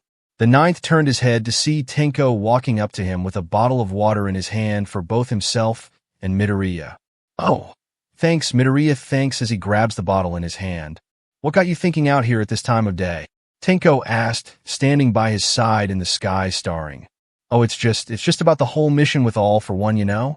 I've been training for this moment for almost 2 years now, and I hope I can, Midoriya says, shrugging his shoulders. I get that. Crazy that at some point All Might was going to make me his successor, but thank Kami he chose you. You can use it better than anyone else, Tenko compliments. Izuku chuckles at the compliment. You're pretty cool yourself, you know? Being the strongest people in the class behind me, of course, Midoriya says back. Is that an ego I see? Didn't you really have come away from that stuttering mess from Aldera? Tenko says. Izuku chuckles and shrugs. Just being honest, it's what my mom raised me to be, he says, sipping a kin. Ain't like you were any better, honestly. You were the quiet kid who played on his Game Boy Advanced at the back of class. Hey? I was grinding Pokemon Ruby, and that was better than any stupid math lesson. Tenko says, shrugging it off, which makes Midoriya chuckle. No wonder he failed math class. Tenko put his hand on Izuku's shoulder. Hey, let's get our minds off this all for one thing, alright? Let's play some Mario Kart and rest easy knowing we will beat the snot out of that fraud, Tenko says. Izuku looks up to the sky one last time before nodding. Yeah, you're probably right. Let's go, Midoriya says as they walk back inside of the dorms. Together they could take on any threat which can be thrown at them, right? The Caverly race had finally come after many minutes of anticipation and preparation, with Midoriya staring down at the students now together with their teams. Now let's go, yelled Present Mike, and Midnight said start. All teams began attacking and defending, mostly all of them having a target in mind, which was Team Todoroki, as they had the big 10 billion point bandana wrapped around Todoroki's head. Hold on, Todoroki told his teammates as he activated the jetpack, which May had put on him prior to the start of the battle. Momo and Denki also had heavy metal boots on as they were lifted high up as they glided across the arena. Yayuru Todoroki nodded to the black-haired girl, who nodded. Oh yes. She used her creation quirk to create some binoculars and gave them to Todoroki so he could get a good understanding of what's going on in the ring and area. Seems like it's every team for themselves down there. Be careful, everyone, Todoroki says to the group as they glide back onto the ground. They were suddenly ambushed from all angles as the floor around them was covered in purple ball. What the? Don't tell me, Kaminari shrieks in shock as he stares at what's in front of him. Suddenly, they see Shoji walk at them with him carrying Tsu and Mineta inside. HA faced the wrath of my ball. Mineta yells in pride, as suddenly Tsu's tongue reached out to try and grab the bandana from Todoroki. Team Todoroki tried to move, but they realized they stepped in the ball, making them stuck, which made Shoto have to dodge the tongue himself, holding onto the headband just in case Tsu pulls some trick. In a panic, Todoroki started the jetpack again, lifting into the air, but at the cost of the bottom of Momo's metal shoe. Whoa, that's something I gotta patch in the next version, Mei says to herself as they lift off. Bakugo's team, who looked from afar at the sight of them flying away, quickly tried to catch up. Oh no, you don't, icy hot. Bakugo screams as he used his explosions to fire himself in the air, leaving the rest of his teammates in the dust as he went to attack Todoroki. We ain't done yet, Bakugo says, preparing an explosion in his hand, which made Shoto create an ice shield around his arm to protect from the blast, but he and by extension the rest of the team were launched back. Bakugo, not thinking this through, was now falling in the air before Zero caught him with his tape. Hey, gotcha. Only you would pull something like that, Zero chuckled. Shut up. Me and Icy Hot aren't finished yet, Bakugo yelled back until suddenly his headband was suddenly grabbed and taken by a blonde blur. It was that demon extra from 1B. Has so much for the invincible class 1A. Monoma chuckled, waving the wristband in the air. Her change of plans. We're gonna kill that guy. Bakugo yells as he and his team made a 180 towards the 1B students. As expected, everyone is going towards the holder of the 3 million points. Can they survive on the onslaught? Present Mike yelled. Meanwhile, Izuku and you are watching the broadcast on the television together when Vlad King came in with 3 cups of tea in his hand. Thanks, you says, grabbing it more maturely. Vladdy. Thanks, Midoriya said as he grabbed the cup. No problem, and don't call me that, Vlad said, almost sounding weirded out by the Vladdy nickname. No promises, Midoriya says as he sips the cup of tea, only to realize it's way too hot. Hot. Midoriya cringes back at the heat now on his tongue. You chuckles to herself at his pain as Vlad sits down on the couch next to them both. Vlad sits down and looks at the TV, seeing Kaminari firing a bolt of lightning towards Team Uraraka, which was deflected by Tokoyami's dark shadow. You students are doing well, Midoriya. You must have trained them well, especially in how you managed to break the young Todoroki out of his shell, Vlad mentions. Midoriya shrugs. I suppose he was pretty stubborn at first, but after the whole USJ thing it was a lot easier to knock it into him, he says, chuckling. Yeah, the USJ. 13 told me what happened there, Vlad said. Still weird how they somehow knew where and when your students were coming. You says, thinking herself. Do you think someone hacked the UA systems? Or, hell, maybe there is a traitor among us. Vlad thinks. Midoriya chuckles as he places the tea on his lap. Oh really, huh? Sounds fun, Midoriya says. Are you not concerned in the slightest, Midoriya? What if it was someone close to you like a student or friend? What if it was me? You asks, appalled at his uncaring towards the whole thing. Ain't no way you would be the traitor, you.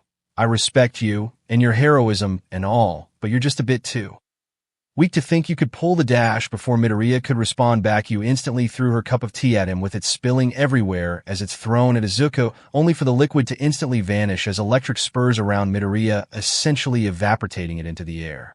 While Midoriya said, smiling like a dumbass, you stares angrily as she crosses her arms. Thought I got you there. But I guess you and your stupidly overpowered quirk got that covered, she said, still angry. How do you even do that? I fail to understand how punching hard can equate to an electric barrier, Vlad asks. Izuku chuckles. It's quite simple, really. You know how I create little zappy zaps when I turn on my quirk, right? I basically train my danger sense ability and body to work and code together, meaning once danger sense detects any threat, my body subconsciously creates a sorta electric barrier that protects me from incoming threats, Izuku explains. But enough about me. This is about the students after all, and look at your students, Vlad. Izuku drew their attention to Monoma, who is currently engaging with Bakugo, as he suddenly throws an explosion back at him, shocking the angry blonde, which made Midoriya chuckle.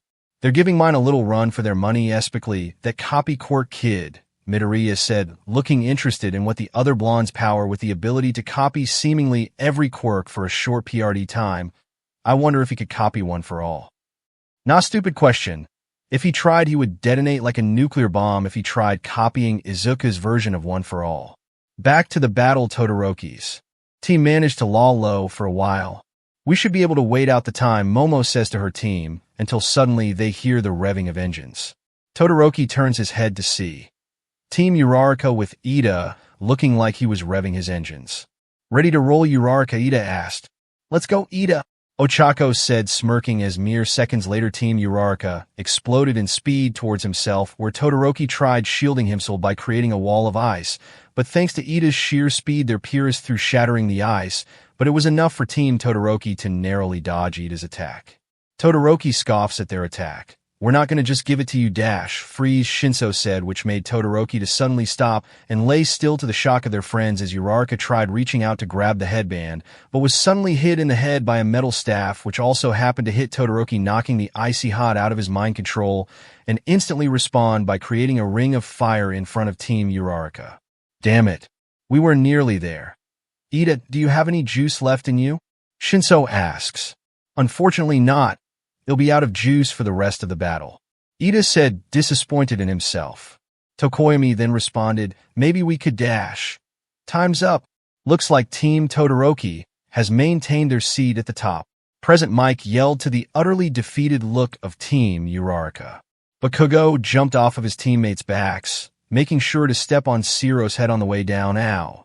yelped the tape cork user at being used as a stepping stone down by the blonde. God damn it, yelled Bakugo, screaming as usual at his failure to beat Todoroki once again. Well, at least we ain't that salty, Shinso comments to his team. Agreed, Ida said, looking away with his steamed glasses covering his expression. Meanwhile, Todoroki was wondering where Momo had went off to. He swears she was with the rest of the team just a minute ago. Meanwhile, the 1A girls were just leaving the changing rooms now in cheerleading uniforms?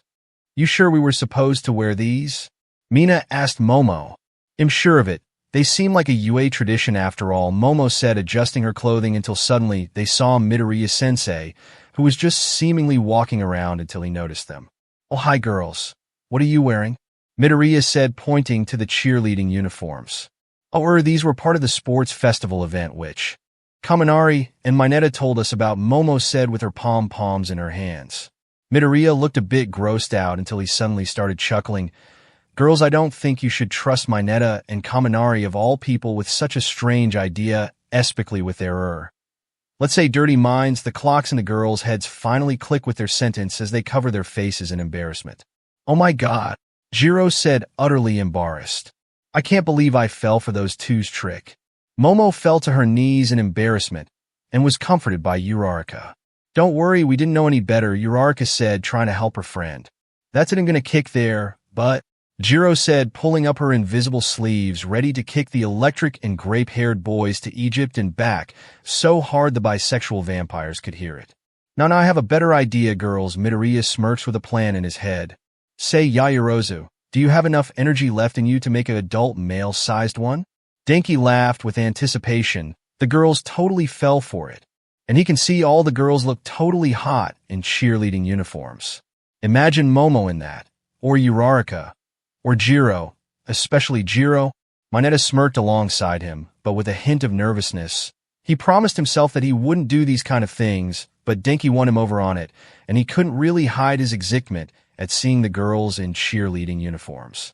They started to hear steps come out of the changing rooms, and they jumped in excitement. They can't wait to see them in all of their glory. How their plan played out smoothly and HUY, boys and girls. How's this for some fan service? Suddenly Deku jumped out, but not in his hero costume, but the UA cheerleader uniform made appropriate for his size by Momo, of course, so he isn't flashing everyone, although he is the Green Flash. Kaminari and Mineta look in shock, as if their soul left their body at the cringe and shock of Deku in the cheerleading uniform. What the huh? Mount Lady said, spitting out her drink at seeing Midoriya in such an outfit on the TV for everyone to see. Aizawa face-palmed at his old student's antics as Present Mike explained the scene to everyone. Well, boys, girls, and the rainbow in between, it seems like the number 3 hero Deku has went all fan service for everyone, he says, trying to maintain his composure himself at the sight in front of him. Bakugo looks in disgust himself, looking as if he was about to puke. Todoroki looked away in cringe at the scene. Come on, girls. Let's cheer on 1A. Go 1I, if you can't do it, no one can. Midoriya jumped in the air, giving the stadium a scene while the girls emerged from the tunnel. Some wearing the cheerleading uniform like Toru and Uraraka, who joined in with Midoriya, while some put their PE uniforms back on like Momo and Jiro. As much Jiro hated to admit it, she was grateful for what Midoriya-sensei is doing and pulling the attention away from them and bringing payback on the boys. Speaking of which, she walked up to Kaminari and slapped him with her cords. Ow! Kaminari said, yelping in pain as he feels the mark on his face. Shinso walked up to Uraraka looking a bit red. Uraraka, so this is where you've been since the end of the event, he says, still taking it all in. Uraraka chuckles. Oh yeah. First it was a trick by Kaminari and Mineta, but Deku joined in and his charisma kinda got to me and made me join in, she said, rubbing the back of her head. Mina pulled her arms around the two, pulling them together. Hell, look at you two lovebirds getting all flustered together, she says, smiling with both of them looking away, with Uraraka being a lot more obvious at her embarrassment. Meanwhile, Deku and Toru dance in the background without a care in the world. Well, folks, the segment of the sports festival is here. Present Mike announced, which gained the attention of everyone. The final event will be a one-on-one fighting tournament, where opponents will battle each other in multiple rounds until there is only one person left. Present Mike explained to the audience and contestants with them shortly after coming up with a list. Shinso Hitoshi v Nito Monoma, seriously that creep? Asked Shinso, looking almost grossed out seeing Monoma's sarcastic grin. What's wrong, 1A? Scared of a little competition and taking all the attention? Nito replied smugly, putting his hand through his blonde hair. Shoto Todoroki v Hanada Shiro, HUH? You're kidding, right? That's a death sentence. Shiro said angrily, while Todoroki didn't care. Kozai Tsuburaba v Denki Kaminari, let's try our best. Although I'm confident in my abilities in beating you, Kozai said, getting right in Denki's face. WO sure dude. Denki said, caught a bit off guard by his competitiveness. May Hatsum v Tenya Ida. An opportunity to test my babies in battle. May says excited while Ida holds his glasses up.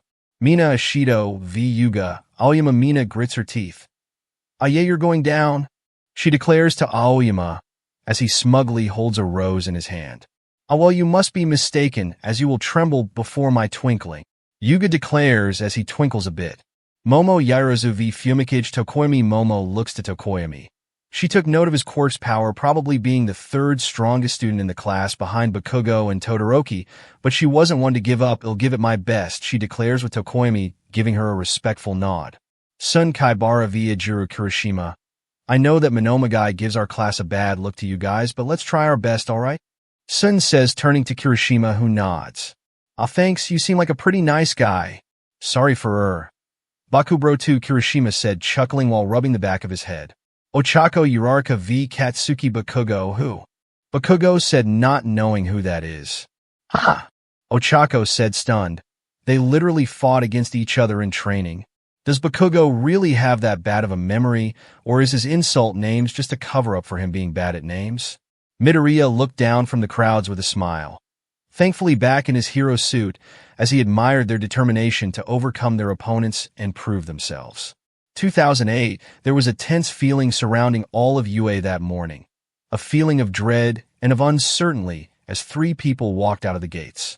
The green-haired star student of UA and the 9th user of 1-for-all, Izuku Midoriya. The grandson of the 7th and 2nd strongest UA student Tenko Shimura. The battle medic protege of recovery girl, Emi Aoki. Izuku gripped his scarf with a nervousness surrounding him. Everyone got everything? He asked his fellow classmates. Yeah, pretty much, Tenko says, adjusting his gloves. Yeah, packed up any medical equipment we may need. Aoi mentions with her medical bag on her waist. The three of them finally reached a black limousine and climbed in. It was an agent from Endeavor's agency who was requested to pick them up for the special mission. The car ride was tense. Little to none of Midoriya and Tenko's cocky quips, or Tenko's blushing over Aoki. It was just mostly silent all the way through until the car finally made a stop at the Hero Public Safety Commission. They exited the car and walked through the busy building until reaching a room where they saw a gathering all the best heroes of all different powers and sizes, including some familiar faces like Endeavor, Best Jeanist, Kalmi Woods, Sir Nightai, Eraserhead, Ryukyu, and much, much more, and of course last but not least the #1 hero and symbol of peace, All Might. Midoriya, Aoki, and Shimura, you're finally here, All Might said with gladness, seeing his star students. About time, I say. Enji scuffs. Meanwhile, Ryuko walks up to Aoki and ruffles her hair. It's a good job we have you here.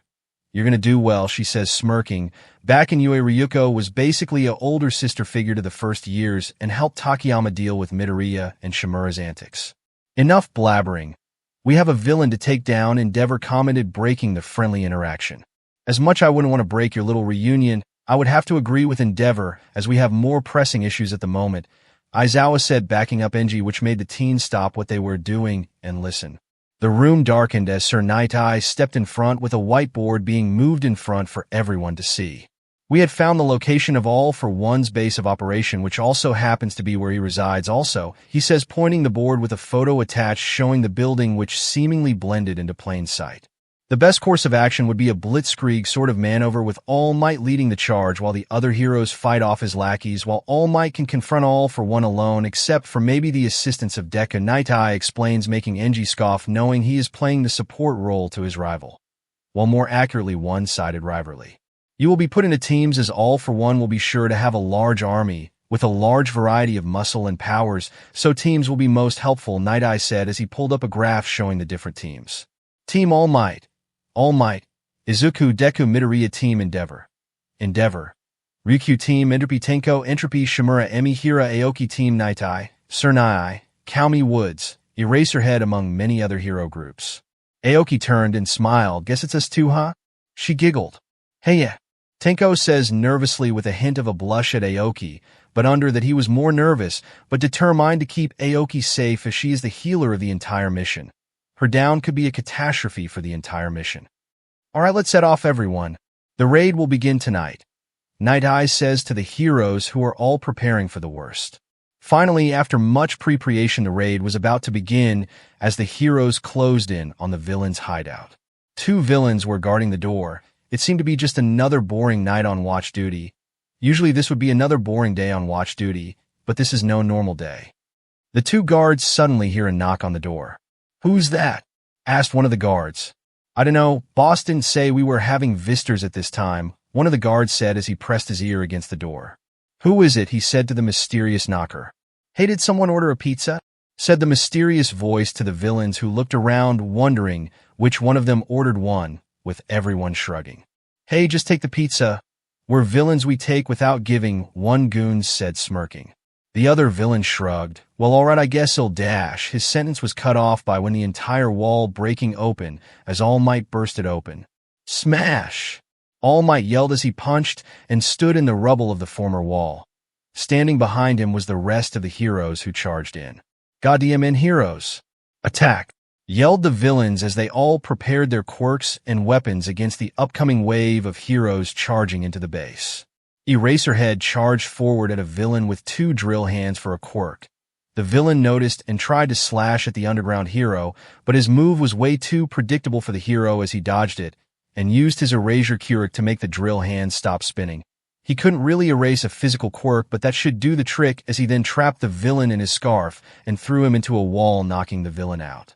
Aizawa stood up before narrowly dodging a blade attached to a chain being thrown in the direction of his head as it broke the wall behind him.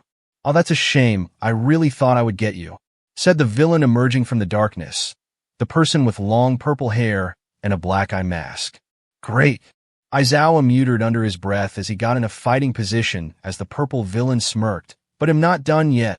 They yell as suddenly they pulled the chain back, and by extension the blade, as it nearly hit Aizawa, but he knew what trick they were playing at and grabbed the blade before it could hit him. Hey, no fair, the villains said childishly, pulling with their might, but Aizawa scowled. If you want me so bad, he said as he grabbed onto the chain and pulled it back. The villain, not expecting such strength, was pulled alongside the chain, and when they reached Aizawa, he punched the villain straight in the face, causing them to fall unconscious. Geez, kids these days. Scoffs as he sees Present Mike and Night Eye appear. What took you so long? Aizawa asked, semi-annoyed. After all, being in teams was the whole plan. Sorry, Shota. We got caught up in the way here. He lightly chuckles in a half-joking, half-apologizing manner. Indeed. We best keep our guard up in here. Who knows how many villains All For One has? Night Eye says, keeping his guard up at all times. Meanwhile, All Might and Izuku were running through the villain's base, defeating some villains as they went to find where All For One was, until the 2 of them stumbled upon a plain wooden door at the end of the hallway. The 2 of them gulp at what could come next as All Might takes a step forward and opens the door. Once inside, they see it's a normal room. The room was decorated in old-fashioned wallpaper and furniture, while an old-fashioned gramophone plays. It's been a long, long time. All while there he sits in his fancy chair and suit, All For One. It's about time you 2 showed up. I was getting bored waiting for you and your little boy wonder to appear that I decided to entertain myself with some old music from my youth, although I do enjoy the occasional modern music like some Kanye, for example. All For One said, chuckling at the 2, who don't seem entertained in the slightest. All Might and Izuku started circling All For One, sitting in the chair like a predator and its prey. This all ends today, All For One, All Might said, gritting his teeth. It all ends today, huh? PFF, I haven't heard that before, he said sarcastically. All the previous one for all users said the same. Yes, but this time there are 2 of us. Izuku replied, green electricity surrounding him. Yes, you seem to come in pairs now, which is rather annoying. Coming to destroy me once and for all, or whatever. You must know that so well, don't you, Yagi? Now it's your turn to be like her. All For One shrugs. Suddenly images of Nana and her deaths at the hands of All for One go through All Might's brain, remembering what he lost and what he took from him, his mentor. All for 1A. All Might lost his patience going in to punch All for One, with the entire room being destroyed in a single punch, nearly catching Deku off guard if it wasn't for his danger sense. When the dust settled, All Might's hand was inside of the chair All for One was sitting on. Clearly was going for the kill, but he seemed to have vanished until All Might could hear the slow clapping of All for One from up above, airwalking in the sky. Guess you didn't like that, didn't you, 8th? If you're lucky, you could follow in the footsteps of your mentor and leave that green-haired brat without a mentor. All for One laughs as red electricity appears around him. Izuku and All Might each have a sweat drop as they power up to face this generational threat. I prepared in advance against you too. That Midoriya brat's growth is astounding, and how he can use all the previous users' quirks. All for One says, eyeing Midoriya, maybe we are on in the same and how we can use others' quirks for our own. All for One suggests. I'm nothing like you, Izuku said, almost sounding offended by the suggestion, as he powers up even more. We'll see with time. All for One chuckles, now with enough with the talking. Come at me, All for One suggests, as suddenly All Might and Deku charge at him at faster than light speeds, even surprising the symbol of fear for a second until catching both of their fists at the last moment, as he is then pushed back by a kick from Izuku, with him not even getting time to catch his breath before All Might punched him in the face. But All for One took the blow, so he could charge his other hand with a bunch of strength enhancer quirks and punch the number one hero in the gut, causing BLD to be spat out of All Might, not before All for One grabbed him by the head and slammed his knee into him, sending falling back into the dirt. All for One managed to regain his composure, putting his tie back in a normal position and dusting off his well-tailored suit before suddenly smokescreen covered the area and a blur of lighting zoomed past him, knocking him off his feet. It was Deku. What the? I can't see his movements. All for One says, looking around for even a blur to see while still falling midair. All of this was happening in the span of picoseconds. Deku grunted quickly. At light speed, he ran up the wall and jumped up into the sky, harnessing more power off One for All before crashing down from above to deliver a devastating smash to All for One, cutting through any defense the villain tried to put up, and he used the recoil to jump into the sky again to deliver repeated blows before ending with a kick to the face, sending the villain flying into multiple buildings. All for One got up from the rubble and wiped his face to feel BLD on his fingertips, and he started laughing. Ha ha ha ha, wow, amazing. I recognize what All Might saw in you now. Out of all the One for All users to have faced me over this century, there is no one who has wielded my brother's quirk better than you. I, All for One, declare you the strongest. He says, laughing, simply amazed that a young boy managed to such easily surpass his predecessors in such a short period of time, but Midoriya didn't look amused in the slightest. But I'm not done, child. Not in the slightest. I will prove that you are all beneath me, he says as he suddenly activated all of his strength and power enhancers as his arms started bulking up. Izuku got into a fighting stance, preparing for the worst, but All Might stepped up, stretching as he sees the villain in front of him. You're not alone, young Midoriya. We'll finish this together, he says, getting into a fighting stance alongside Midoriya, which made the green-haired boy smile. Right, he says as electricity surrounded him more potent than ever. The raid was chaos. Heroes and villains alike fighting with all of their unique quirks made it barely impossible to comprehend to anyone, but Emi Aoki tried her very best to be the team player, risking her life running around and tending to people's wounds. She quickly rushes across the destruction-riddled battleground, but suddenly, "Where do you think you're going?" says a villain with a sledgehammer, quick ready to swing at Aoki.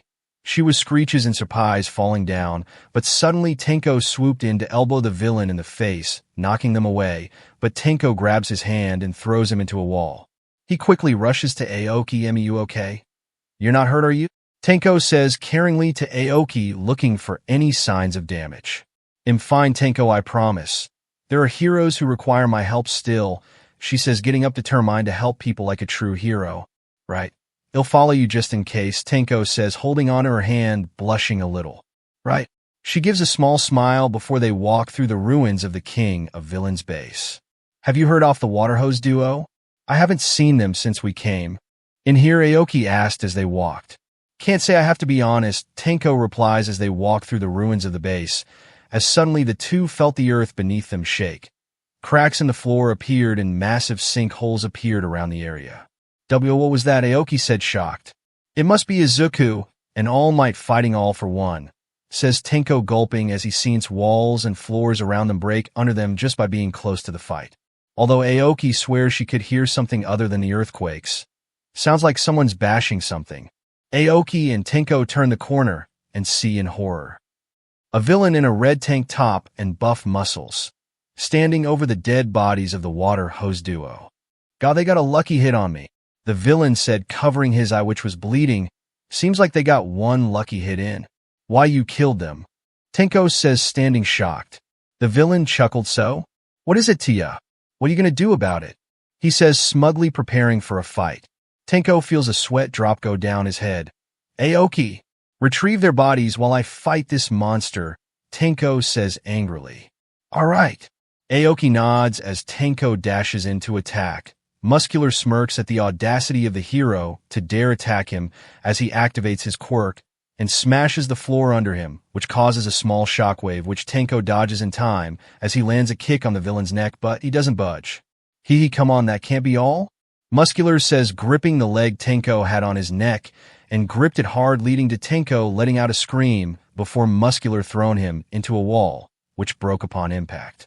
Muscular chuckled, walking up to Tenko slowly. What's the matter? Are you really all talk and no bite?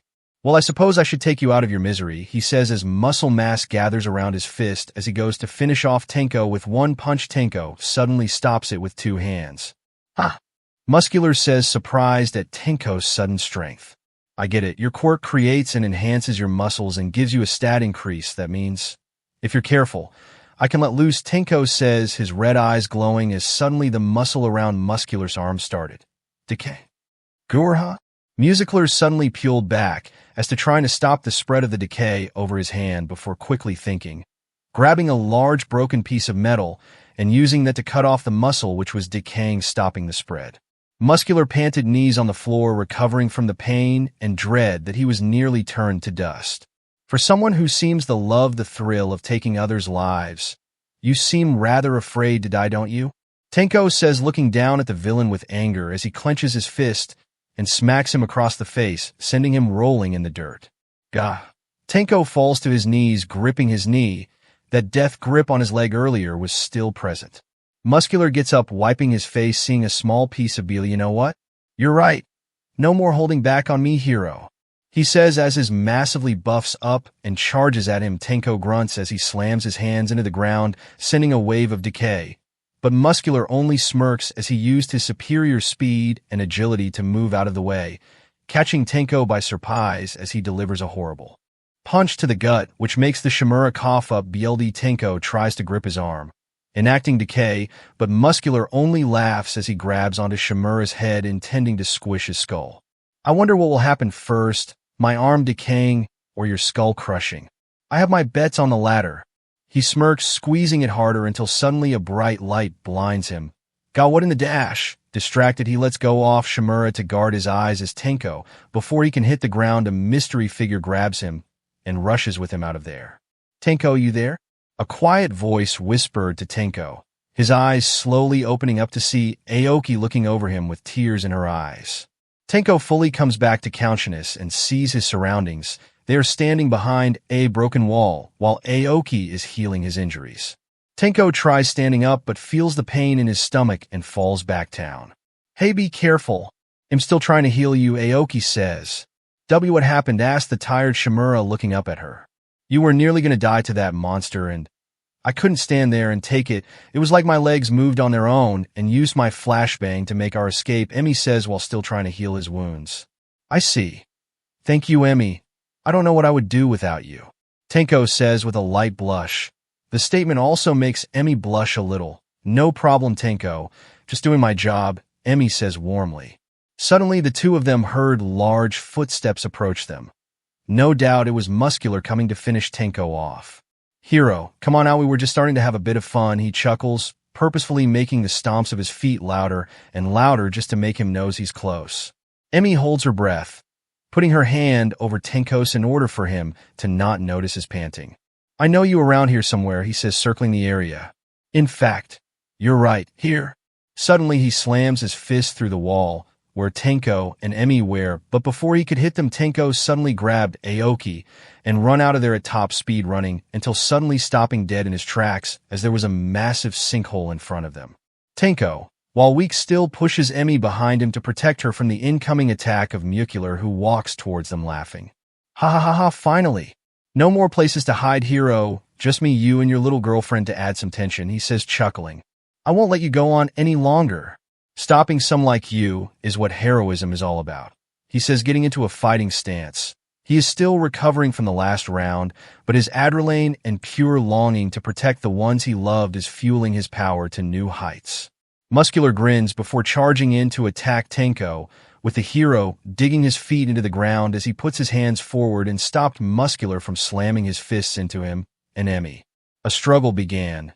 Tenko pressed against the cliff with Emi holding onto his waist for dear life, while Mucular pushes harder and harder, but Tenko stands his ground.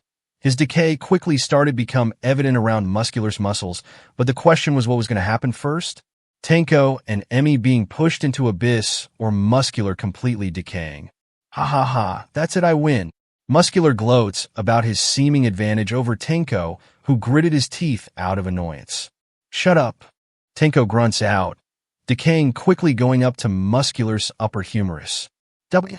Muscular looked in shock as the decay became faster and faster up his arm, to the point that Muscular could no longer try to hope to prevent a spread.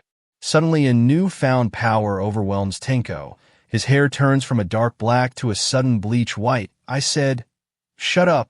With a roar, suddenly both of Muscular's arms turned to dust, left without a trace. "Ah!" Muscular yelled in intense pain, the pupils of his eyes no longer visible as he fell to the floor. Tenko's quirk had awakened and allowed him to reign victorious over Muscular. But at the same time, the floor beneath them broke, causing Aoki from behind to lose her footing. "Tenko!"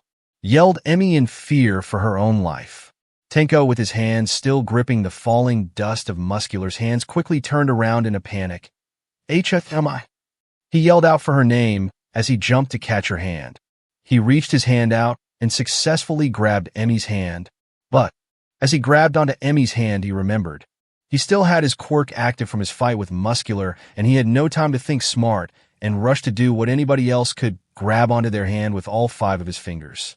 In horror, he sees in front of his eyes Emi turned to dust, and in her final moments before death, gave Tenko a smile, as if she acknowledged his mistake and told him it was all right. But Tenko didn't care. It was his fault. He killed her, the one he loved, like he did his family. He saw as her dust fell down the large sinkhole and fell down to his knees, vomiting out of disgust of his own unintentional actions. Meanwhile, Muscular, who no longer had any arms, legs, or even much of a torso and head left, chuckled at the sight. He weakly chuckled, knowing that he got the last laugh. "Ha. Look at you, you're no better than a villain like me now. Killing such an innocent girl like her through your own stupidity. You heroes are all the same dash." Before Muscular could even finish his sentence, faster than he could perceive, Tenko appeared in front of him and karate chopped his head off, not giving him the satisfaction of dying to decay. As much as he hated it, as much as he hated him for everything he did, he was right. He is no better than a villain. The legendary battle between the 3 strongest people on the planet is seemingly reaching its CLMX. The 3 stand in the destroyed battlefield with torn battle-damaged clothing and injuries all over, panting from the exhaustion the battle had taken on the 3 of them. "You 2 are awfully annoying and persistent, all for one," standing above them on a small hill states while tearing off what remained of his jacket now left in his white-buttoned shirt. "Of course, I will keep fighting till my last breath, if it means destroying you once and for all," All Might declared weakly, putting his fists up, panting. He's at his limit, practically bluffing in the state he's in. "Of course, you heroes are all the same." All for One says, holding out his hand where yellow energy was being gathered. Once fired at the 2 of them, the 2 dodged out of the way of the light beam, but to their surprise, the beams of light twisted and started following them. All Might, watch out. They track your movements. Midoriya gives a heads up as he narrowly dodges the laser. All for One chuckles as he fires further blasts from his hands. Go on. I want to see you two run. All for One chuckled. Deku flew around the tracking lasers with quick precision thanks to his danger sense and ability to fly, which allowed him to have an easier time compared to All Might until suddenly. Gah! Suddenly, Izuku felt a sudden pain in his head which made him physically cringe back and stop mid-air, which made the beams of light collide on impact, sending him flying to the ground in a crater. Young Midoriya! All Might yelled out in concern as he tried dodging the lasers. He quickly jumped back and clapped his hands, causing a shockwave to destroy the light beams. Incoming young Midoriya dash! All Might yelled as he tried jumping towards where Izuku was, but was suddenly slammed into a wall by All for One, pinning him down. Nah, I don't think so, the villain said, pinning All Might's head towards the wall. Meanwhile, Deku weakly got up, BLD, falling down his head. Gah! What happened? Midoriya said to himself, until suddenly he's pulled into his consciousness where all the souls of the previous one for all users were. And no, it can't be. The soul of the 7th user. Nana, Shimura shuddered. Nana, what's going on? Deku yelled, holding his head, trying to get a grasp on what's going on. It's Tenko. Something's wrong. It's like he's shattered. Maybe he's gone. Nana said, falling to her knees as vague, painful images of Tenko rush through her, and Izuku's heads with the rest of the souls looking on in shock. They can only assume the worst, and that is, Tenko is dead, and if he's dead, then Emi is. Izuku snaps back to reality, yelling to All for One. All for One, what did you do to Tenko? He yelled in anger. All for One chuckles, slamming All Might into the ground. Omi to that Shimura boy? Let's see. He says, activating his search quirk. It looks like there is no trace of that boy in this radius. Guess one of my men must have taken care of him. He says with a hint of irritation in his voice, as if he needed Tenko for something. Oh, well, I guess I should start wrapping things up, he says as he raises his hand up, as suddenly a cleave of air was sent towards Deku, who was still recovering from that last attack. But more importantly, he's still processing the death of his best friend. Young Midoriya. Suddenly, All Might jumped in front of him and took the slash head on, causing a large red cut mark on his bad, with it not only hitting All Might, but it caused a ripple effect and still hit Deku, although Midoriya was in a lot better shape. How I knew you would do something like that, so I added a little ripple to it. All for One chuckles to himself, crossing his arms as he watches them suffer in pain. All Might. W.I. Deku yelled through the pain. All Might couldn't help but let out a chuckle. Well, my legs sort of moved on their own. I guess you're rubbing off on me more and more every day, he says before coughing up. BLD. You're this world's last hope, young Midoriya. I have my full trust in you, and with that, All Might falls unconscious to Deka's side. No, they didn't do anything wrong, Izuku said under his breath, his hands gripped into the ground as he thinks to himself, why them? All for One stared at the young man defeated on the ground mockingly as he rubbed his chin. So, this is the mighty 9th wielder of One for All. How ridiculous. And here I was thinking you were strong. Izuku thought back to the supposed death of his best friend Tenko, Emi, and now potentially even All Might. He looks down at the ground at pool of BLD with his face reflecting in it. It could be the head trauma, but he could swear he could see the reflection of his Aldera middle school self, who had no will or power to do anything, which made him think of just how many people on this world were like him. Now he has the power to stand up for people who were too weak to do anything, stand against people like him who destroy lives like theirs. No, I can't, Deku yelled to himself.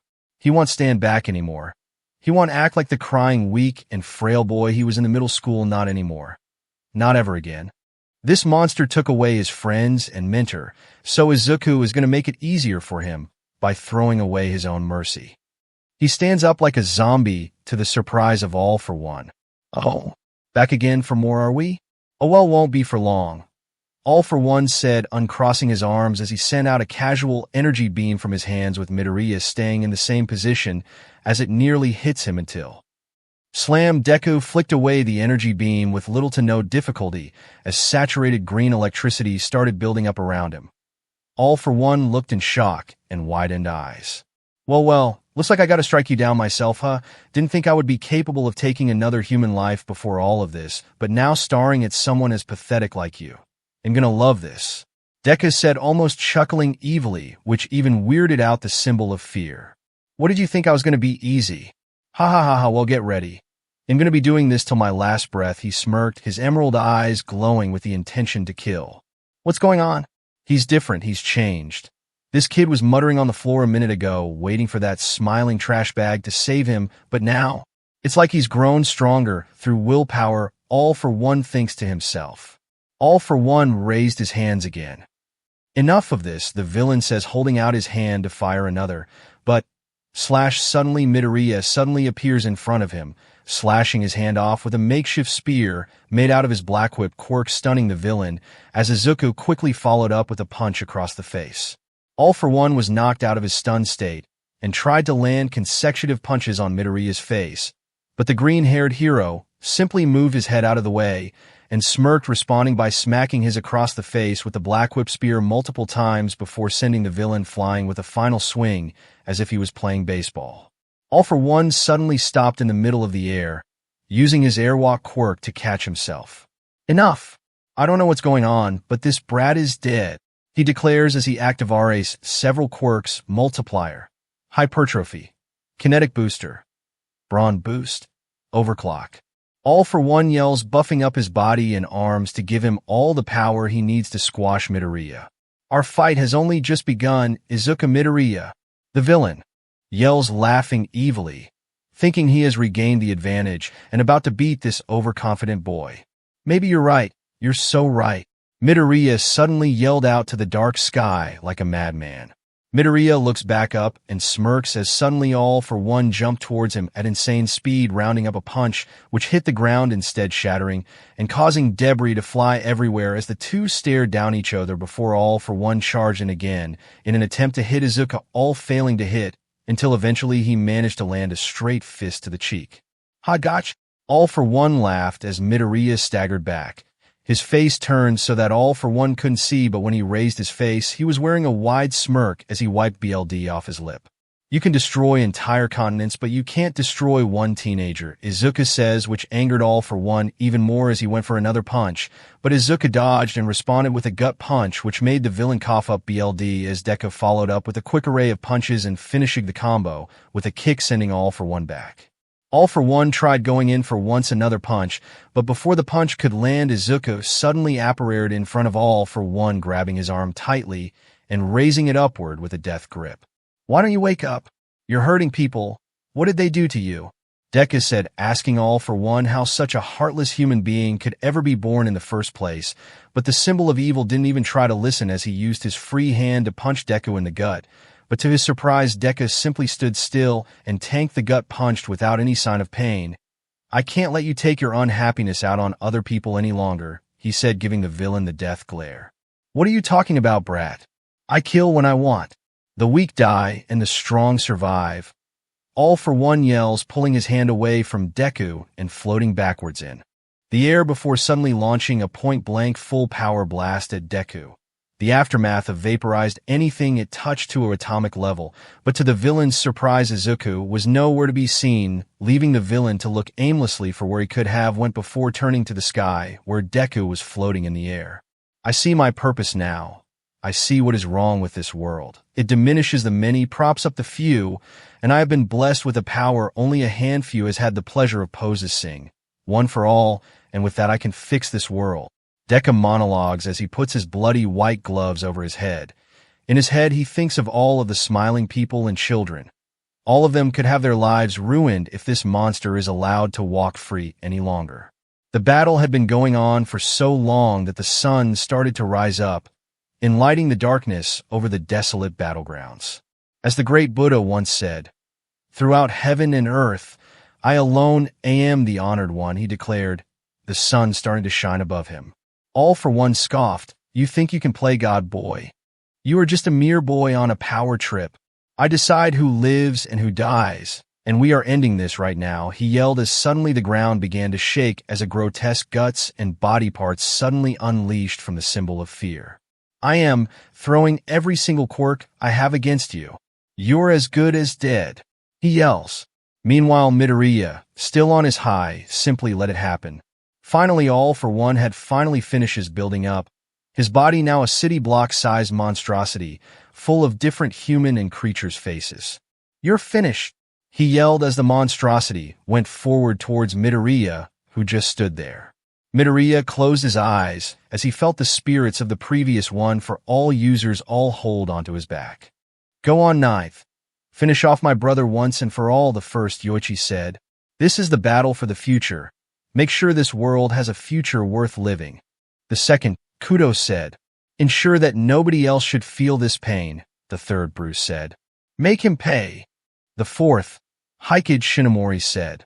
Don't let me down, ninth. I know you can put this guy down, the fifth Banjo said. This is what the last 100 years have been building up to. Free the world from tyranny, Izuku Midoriya, the sixth, then said. Make sure Tenko would be happy. Please do it for me, the seventh, Nana Shimura said with more pain than everyone else. Midoriya opened his eyes, holding his hand straight up in the air as he feels power flowing through it just as All for One is milliseconds from hitting him. Izuku lunged forward, raising his fist, yelling, Destro it.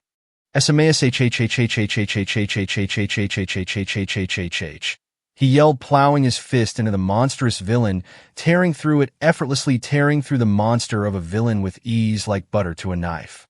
Impossible. Dash. Yelled All for One, shock and pain as he is engulfed in an explosion which covers the entire surrounding area. The aftermath of the United States of Smash was jaw-dropping. Satellite images of that morning in Japan saw massive clouds formations moved all because of Izuku's punch. As the dust settled over the battlefield, the symbol of evil All for One, formerly the overwhelming dominating force in this world, is now reduced to a battered bloody pulp. He tries standing leaning on a wall despite having only one leg and one arm to speak of. Most of his face had been destroyed too.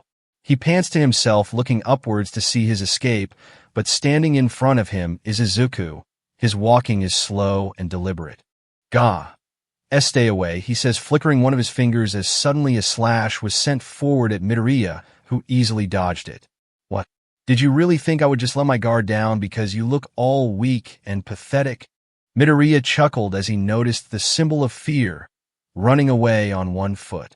He walked up to the villain and knocked him down with a light kick, sending the villain rolling back.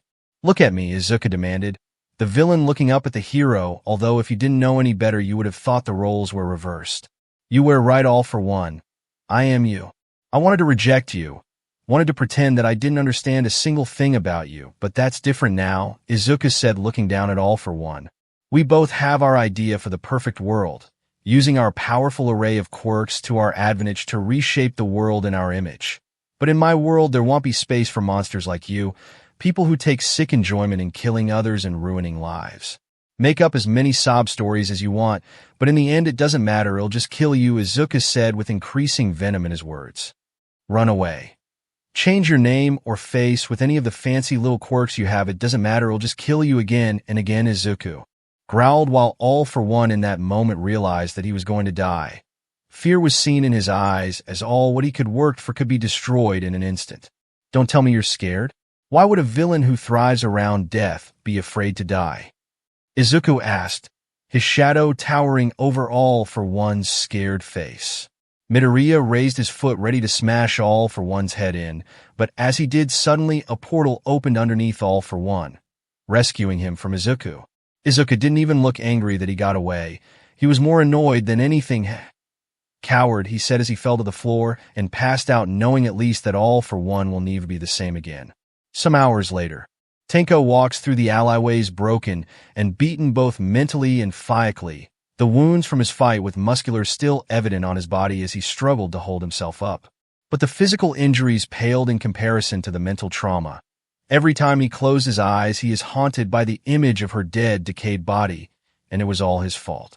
Over the past years, he thought he had grown past the trauma of killing his entire family. Especially his father, but Emi's death reopened that wound and made him realize that no matter how hard he tried to move past it, fate seems to push him into becoming a monster, a villain. Looks like you need a hand there. Suddenly a voice appeared, knocking Tenko out of thought. He looked around, seeing a short, bald man with a mustache and white lab coat appeared from a purple portal. Who are you? Tenko says, raising his hands in defense. I mean, no harm, boy. I'm Dr. Kyudai Garaki and I work for All for One, the doctor said, reaching out his hand. A villain? Why would I trust you? Tenko staggered back. Take a look, the doctor pointed up outside of the alleyway and into the busy streets of Mizutofu. A billboard was talking about the events of last night, but most importantly, one of the headlines read, UA, student Tenko Shimura wanted for murder. Principal Nizuo makes statement this afternoon, the headline said in all caps. As the news reporter explained the entire situation on the big board, as many citizens stopped in their tracks to watch the screens in shock and confusion that a UA student would turn into a killer. Look at them. They all hate you, and you have nowhere else to go, the doctor says, trying to get Tenko on his side. But we can help you, give you a place to stay, and show you what you were meant to be. He follows up, raising his hand for him to grab, putting so much trust in Tenko despite knowing what he's capable of with a touch. Tenko sighs, backing his head against the wall. Aw. Geez, I tried so hard to fit in and be like them, but I always felt I was treated differently. Like a dog on a collar, Tenko reminisces. He remembers growing up after being adopted by Yagi, and seeing how people would be scared off by his face or stagger back when hearing about his quirk. Even at UA, he felt like they prevented him from taking part in events due to his quirk being too dangerous despite countless attempts to control it. Everyone except Midoriya. He lent it in his hand when Tenko was in his most dire moment and became his best friend for life. But how did the world treat him just because he was quirkless? Like trash. Maybe that's why they were inseparable, as they understood each other's pain of being different. Izuku Midoriya is the only one who truly understands him, and maybe that's why. This world needs to change. Tenko reaches his hand forward before stopping and hesitating, before leaning in again and grabbing onto the doctor's hand with 4 fingers, accepting his fate. The world had been pushing him into being a villain for so long, so maybe he should just accept it. Midoriya suddenly opened his eyes. Instead of a destroyed battleground, he's in a hospital bed and dressed in a hospital gown with a bandage over his forehead. He turns his head to see Recovery Girl, Aizawa, and Sir Nightai. And Mr. Aizawa, where am I? Midoriya said, lying up in the bed. Recovery Girl's office. You're back in UA, kid, Aizawa says. Where? Where is All Might? Izuku says with hope in his voice. He's in another room, resting up.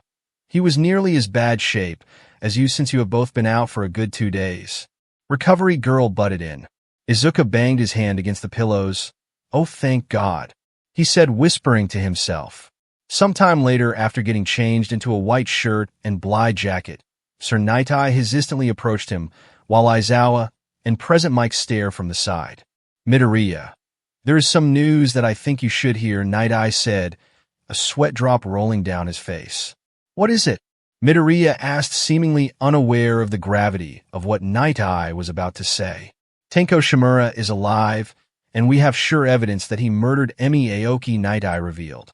The news hit Midoriya like a truck. He didn't know how to respond to such news. H.A.?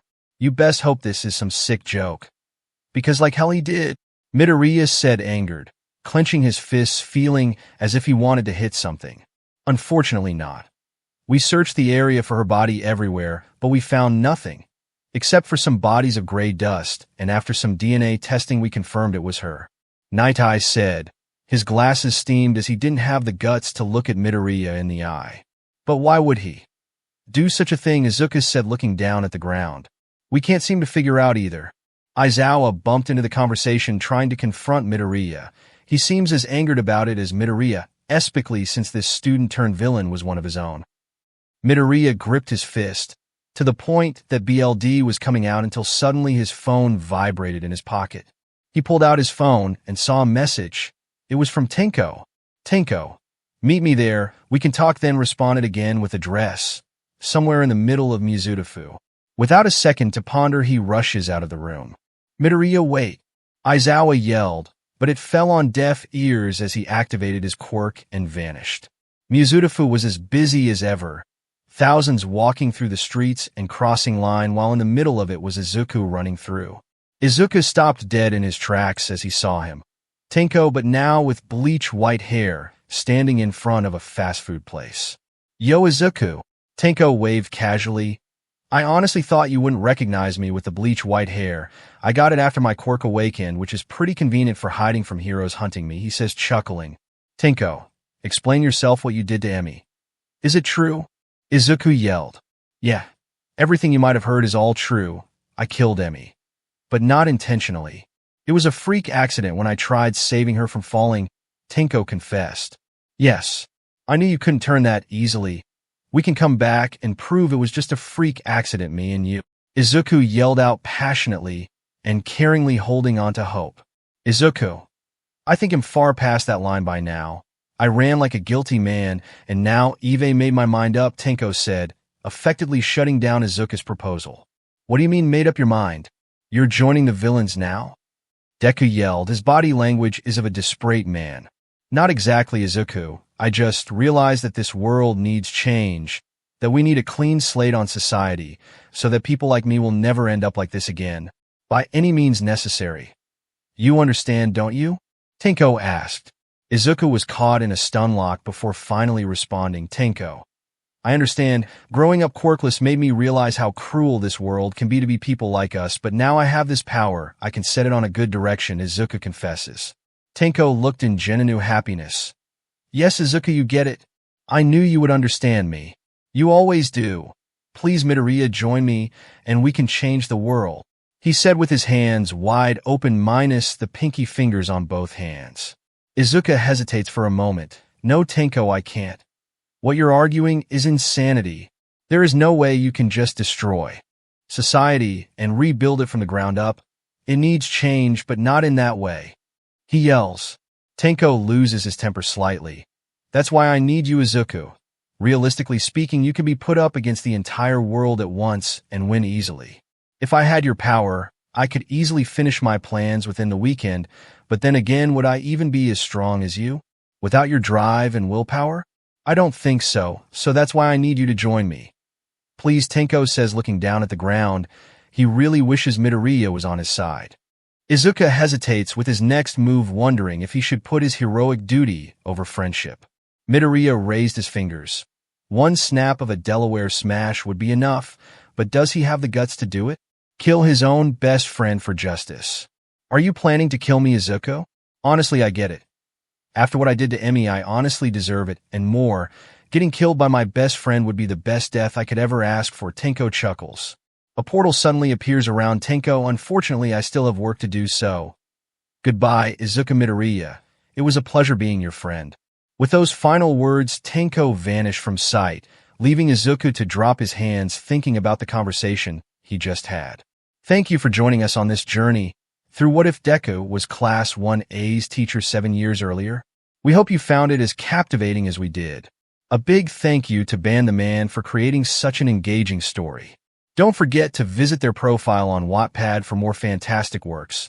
The link is in the description below. If you enjoyed this video, please give it a thumbs up, share it with your friends, and subscribe to Zen and Fanfics for more intriguing explorations into fanfiction and fantasy. Your support helps us create more content like this, and we love hearing your thoughts and suggestions in the comment section. See you soon in the next video.